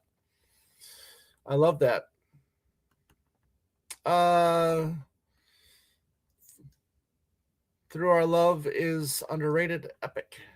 Okay. It's okay. Joe, you got any thoughts and ideas for upcoming shows for any of your 3 channels? You're going to be reviewing, or you're going to be doing any kind of movie reviews? Oh my goodness! I don't know. Everybody cares on my movie channel. I got a lot of reviews I got to do, but right now I can't think of. I have a list of stuff that I got to get to. I got 3 channels I'm running, so it's tough, you know. And I have a list all the time on my phone in the Samsung Notes section of ideas. I can't come up. I just know I'm going to do pretty soon. I'm going to try to record live my next show on my main channel, me, Mr. Mayo. That's going to be the Collectors Anonymous show. I already know it's one guy that's going to be on. It's open to all of you. We want to talk about collecting, and anybody who collects, you can do what we're doing right here. And just go over to my channel and subscribe if you haven't, so you know. And the notification will come up, and it'll tell you what day it's going to be. Because I don't know yet. We haven't recorded yet. We're not going to record it. It's going to be live. Gotcha. But we haven't set a date yet. Joe, I think I told you I'm like a Ace AMC member. I think I've been for about a year. And I pay $20 a month for AMC, and I get to see up to 3 movies a week at the theater, which, by the time you're on the second movie, you're already up. You're already winning. So about 3 weeks ago, I got an email saying that, hey, you saw 4 films from Focus Features, okay? And here is $100 gift certificate to get some stuff from this Focus Feature website. So I got like 2 shirts and a pair of socks from the Nosferatu film that came out last year, or 2024. Yeah, it was Focus Features. And I will not see that Dracula film. You see it, let me know. It's going to be, they already said it's a freaking romance. Dracula is not a romance story. Dracula he's a villain, a monster. I will let you know. What I think. And I'm a huge listen. I do like Christoph Waltz, who 2-time Academy Award winner. Is he playing Dracula? No, he's playing like a priest. I was going to say I'll have to see it because I like Christoph Waltz. Yeah, I'm gonna have to come right back. I'll be right back. Go ahead. Yeah, go ahead, buddy. Yeah. Let's see. George says it was a great, entertaining halftime show with Bad Bunny and several messages throughout the program. Yeah, I mean, correct me if I'm wrong, but wasn't Spanish like the official language of the United States for a time? Christopher says, I wonder if they do put Rocket's theme doc on Back to the Egg. Such a great doc. Yeah, but here's the thing, though. You got to get everybody's approval, right? Because those cameras were hidden. Okay, not everybody knew that they were being filmed, and they do talk about that in the McCartney Legacy Volume 2. Jackson says my first Beatles album was the Red Album.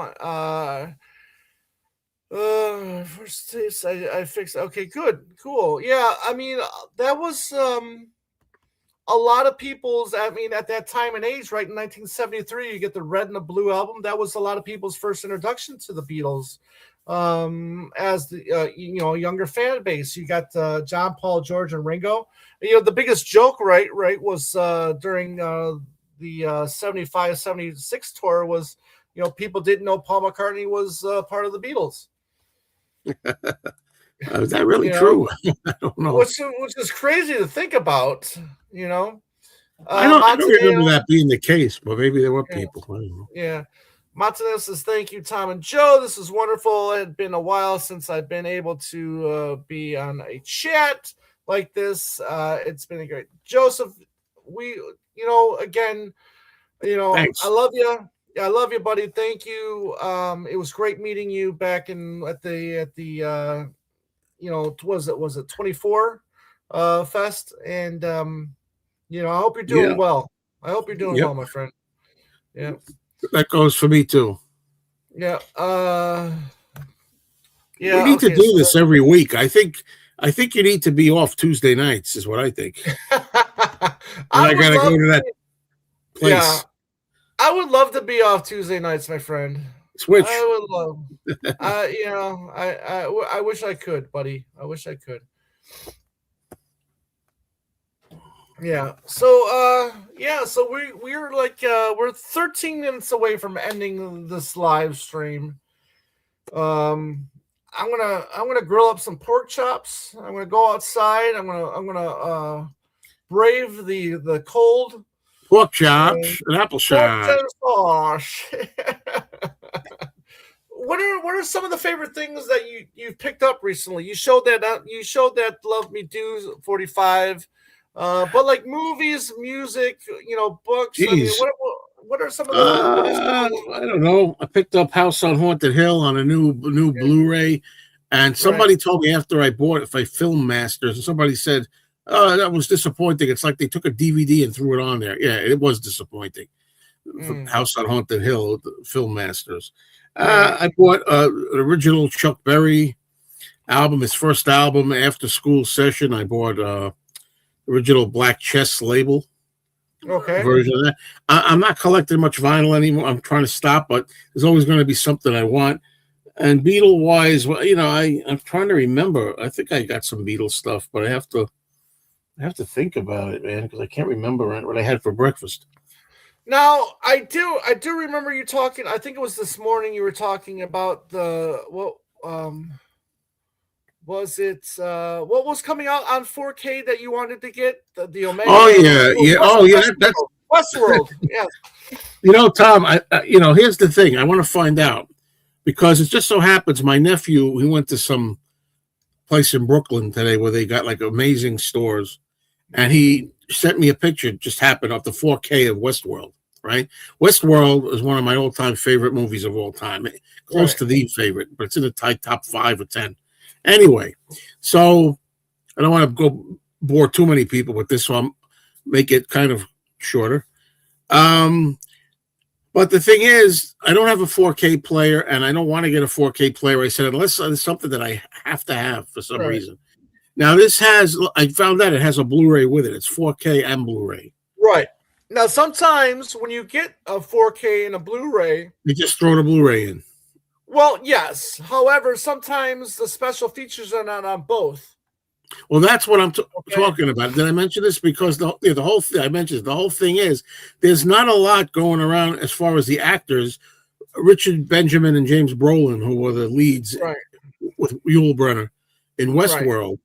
And I'm like, oh, there's going to be new interviews with those two guys. And I'm like, they never talk about it. So I want to get it for that. Now, the question is, I'm trying to look up information online. I can't find it. I wanted to say contents, disc 1, blah, blah, Blu-ray, blah, blah. Because I don't think they're going to put the new interviews on the Blu-ray. I could see them put it on the 4K disc. Right. Well, sometimes they do. Sometimes more of the special features on the Blu-rays. Sometimes more of the special features are on the 4K. Okay. So I got to find out because I may have to get a 4K player, depending, because that's one of my most wanted things. I wish Michael Crichton, the director everybody knows from Jurassic Park, who directed Westworld, it's his first movie that he wrote and directed. He died. He died. Never got to do a commentary. So. Okay. Guys, it's very cold tonight. I'll be happy inside. It's freezing. Tom went cooking. Listen. I have barbecued several times in the middle of the night during winter time. In the past, and now in the present, and I'm sure I'll do so in the future. There's just something about having a steak or pork chop or chicken, on the grill. Than just cooking it inside, searing it, but and we had lamb tonight. I don't know how you feel about lamb, but it was really good. Well, I mean, I love lamb chops. Now I don't like something like leg of lamb. Is that? I don't know what kind of I don't know what of lamb it was, but it wasn't a pork chops, but the lamb. It wasn't lamb chops, rather. But the thing is, it was good with a gravy, and it was. I don't like tough meat. I mean, this was really melted in your mouth. It was good. It was really good. Cool. Very cool. Real Jackson says, any suggestions for new audio equipment? I'm really happy with my sound bar that I have. I know a lot of people like that, 5.1, 6.1, 7.1, whatever it is. But I found that if you don't have the space, or if you just don't want all the speakers around, I have found that the sound bar really works. It's fantastic. I love it. I love the sound bar that I have.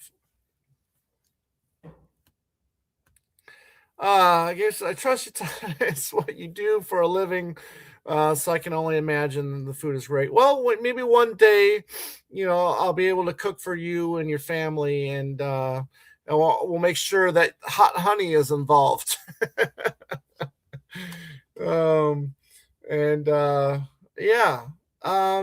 You don't have a sound bar, do you, Joe? No, but it's funny. When I went to Maine recently, we watched his big 100-inch TV or whatever, and he had a sound bar, and it sounded good. So I'm thinking I might try to get. But then again, I'm in a small apartment. We're gonna be quiet. So right. And by the way, I did read Christopher's thing. Oh, sorry. Go ahead. No. And that's the thing is the sound bar. I mean, obviously, right, when you have something like that, you want to listen to it loud, right? So, unfortunately, in your case, you have to be considerate of, your what I wanted to do is I have this problem. We got to remember to talk about this on the movie show. Remind me of Westworld if I forget on the movie show. Yeah, absolutely. Yeah, absolutely. And the soundbar thing. The thing is, like, I have a problem when you watch certain newer movies. I've never been a big guy for like sound effect, like all over surround sound. In fact, I noticed in the Westworld again, it said it has the one channel audio. Or something. I think it said 1.0 option 2 if you want it. 5.0. I take the mono whenever I can because I do. I just want it all because for me, maybe you people have heard this when you watch certain movies. The music is really loud, and then like the dialogue, right, or the explosion is, I think I heard that. I don't know if it's true. Some sound bars make the sound equalized. Yes. Yes. Yeah. They kind of like even out the music, like you say, to the dialogue. Yeah, yeah, Okay, I hope so. yeah. Hey, you never know. You never know, Gabby. You never know. Jackson says, "What is a sound bar?" Google it. Google it. Bear says, "Talk to you later, gentlemen. Thanks for tonight's podcast." Andy, and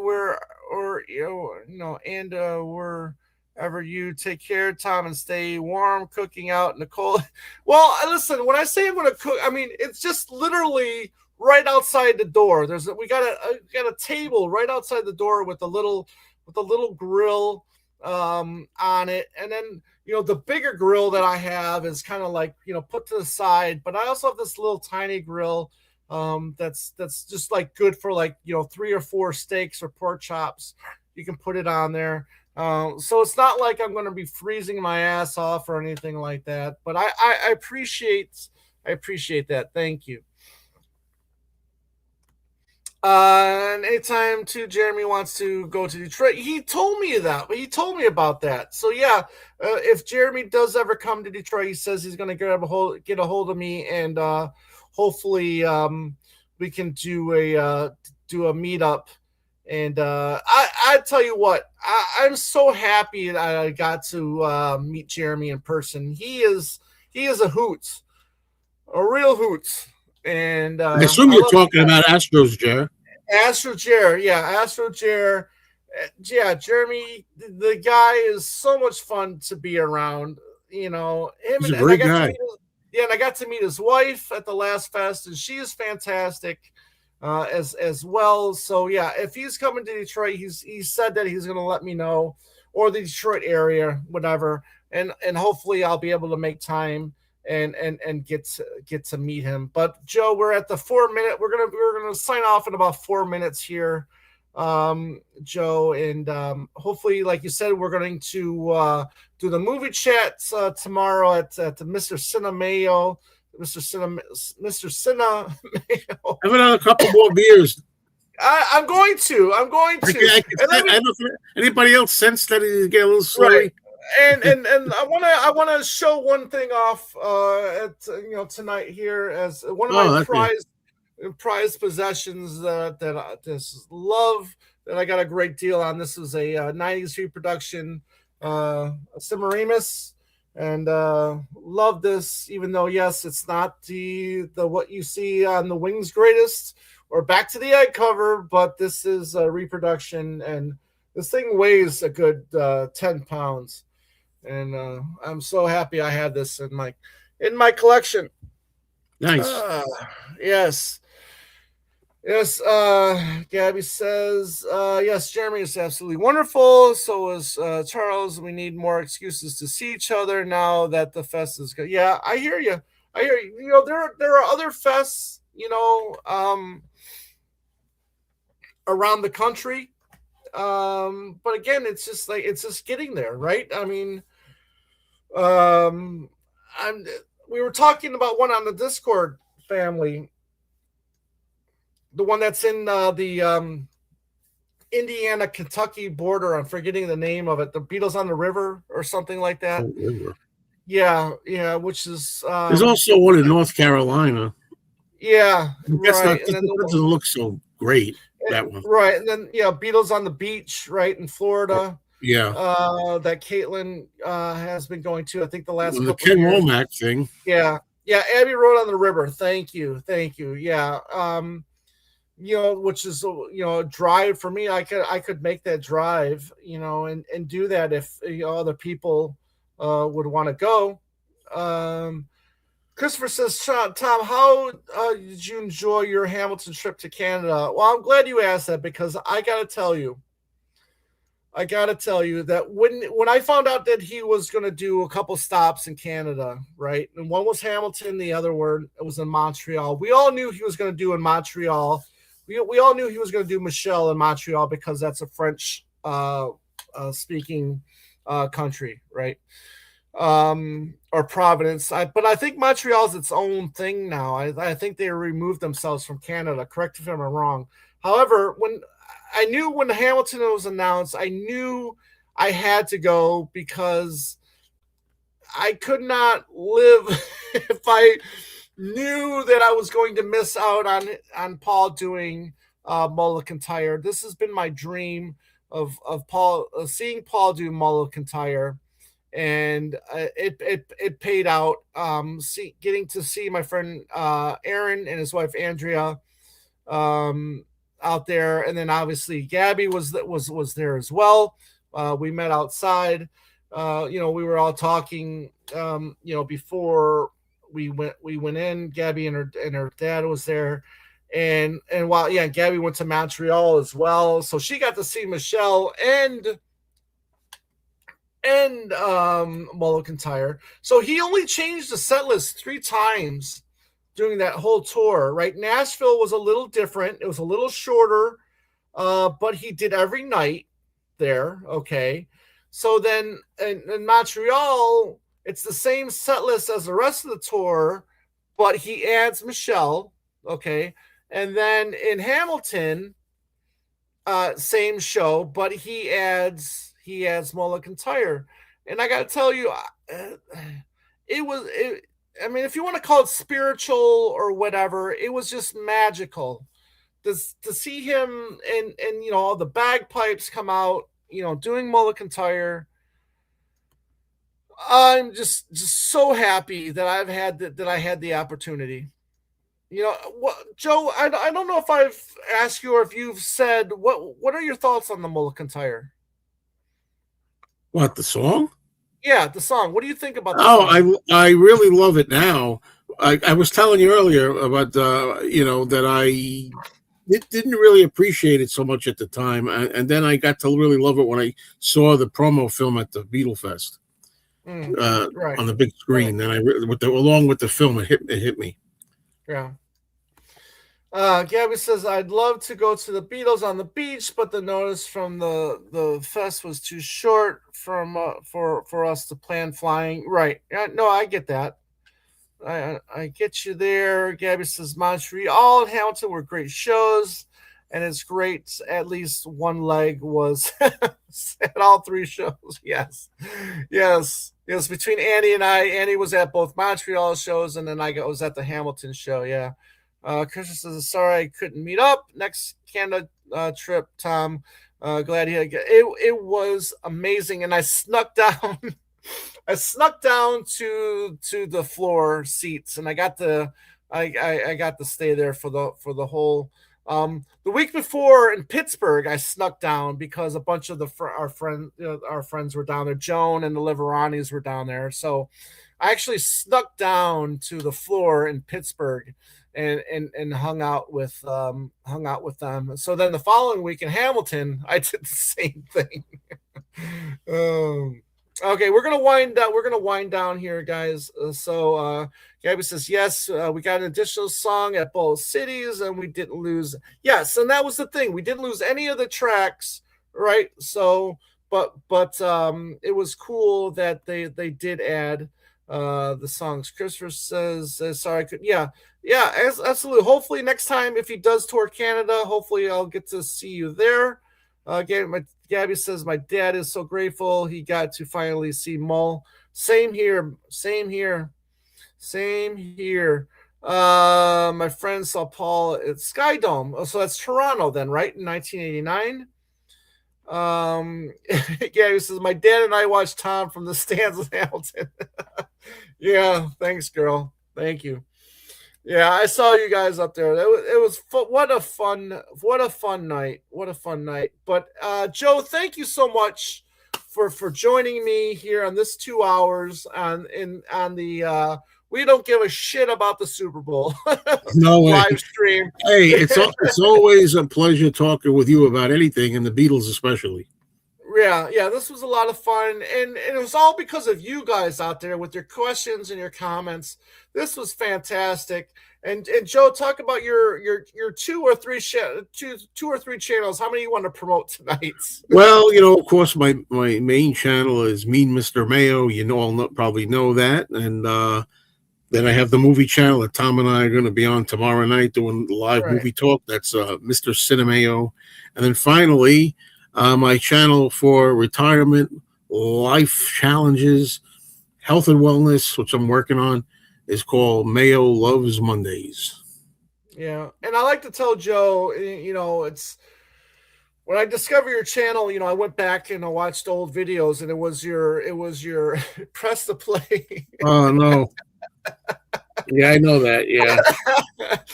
that really, I was like, this guy is special.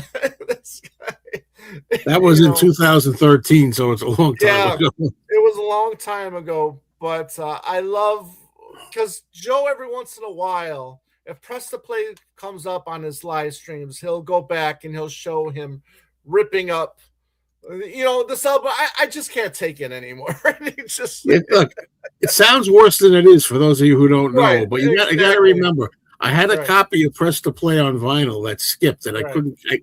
I couldn't fix it, so I Right. was going to junk it anyway. And meanwhile, I went and got a new copy that was pristine, hype sticker, cellophane, beautiful. I still have it. So I made a joke video because I didn't love the album at the time. Still not my favorite. Where I said I can't take this album. This album. I ripped it up, and that's what Tom. For some reason, he was impressed by it or something. I was, because you know what? I mean, in some ways I've had the same feeling about that album, and you showed a lot of honesty in that video, and and that kind of thing, you know, makes you want to collaborate. When you know someone is being honest, Yeah. that's the kind of thing that makes you want to collaborate with that. Remember the old saying, being honest may not get you a lot of friends, but it'll always get you the right ones. Right friends. Exactly. How I feel about it. Yeah. Gabby says, this was a nice show to watch while watching the game. Thank you for doing it. Absolutely. I'm glad we were here to do this. Joe, thank you million thanks to you. It's always fun. Thank you for having me. Thank you for asking. Yeah, whether it's talking movies or music or whatever. What's this? I love to you and Danny going back at it back and forth this morning. Danny, I got to do once a week only with him. I really do. He gets me going. He gets me going. You see that we were talking on here for over 2 hours, Tom. I never once had any of those feelings towards you, but Danny's just Danny. I love you, but he's so irritating. Yes. Stupidity. Yes. Stupidity. Watch the Joe and Danny show. That's going to be on my channel. Mayo Loves Mondays.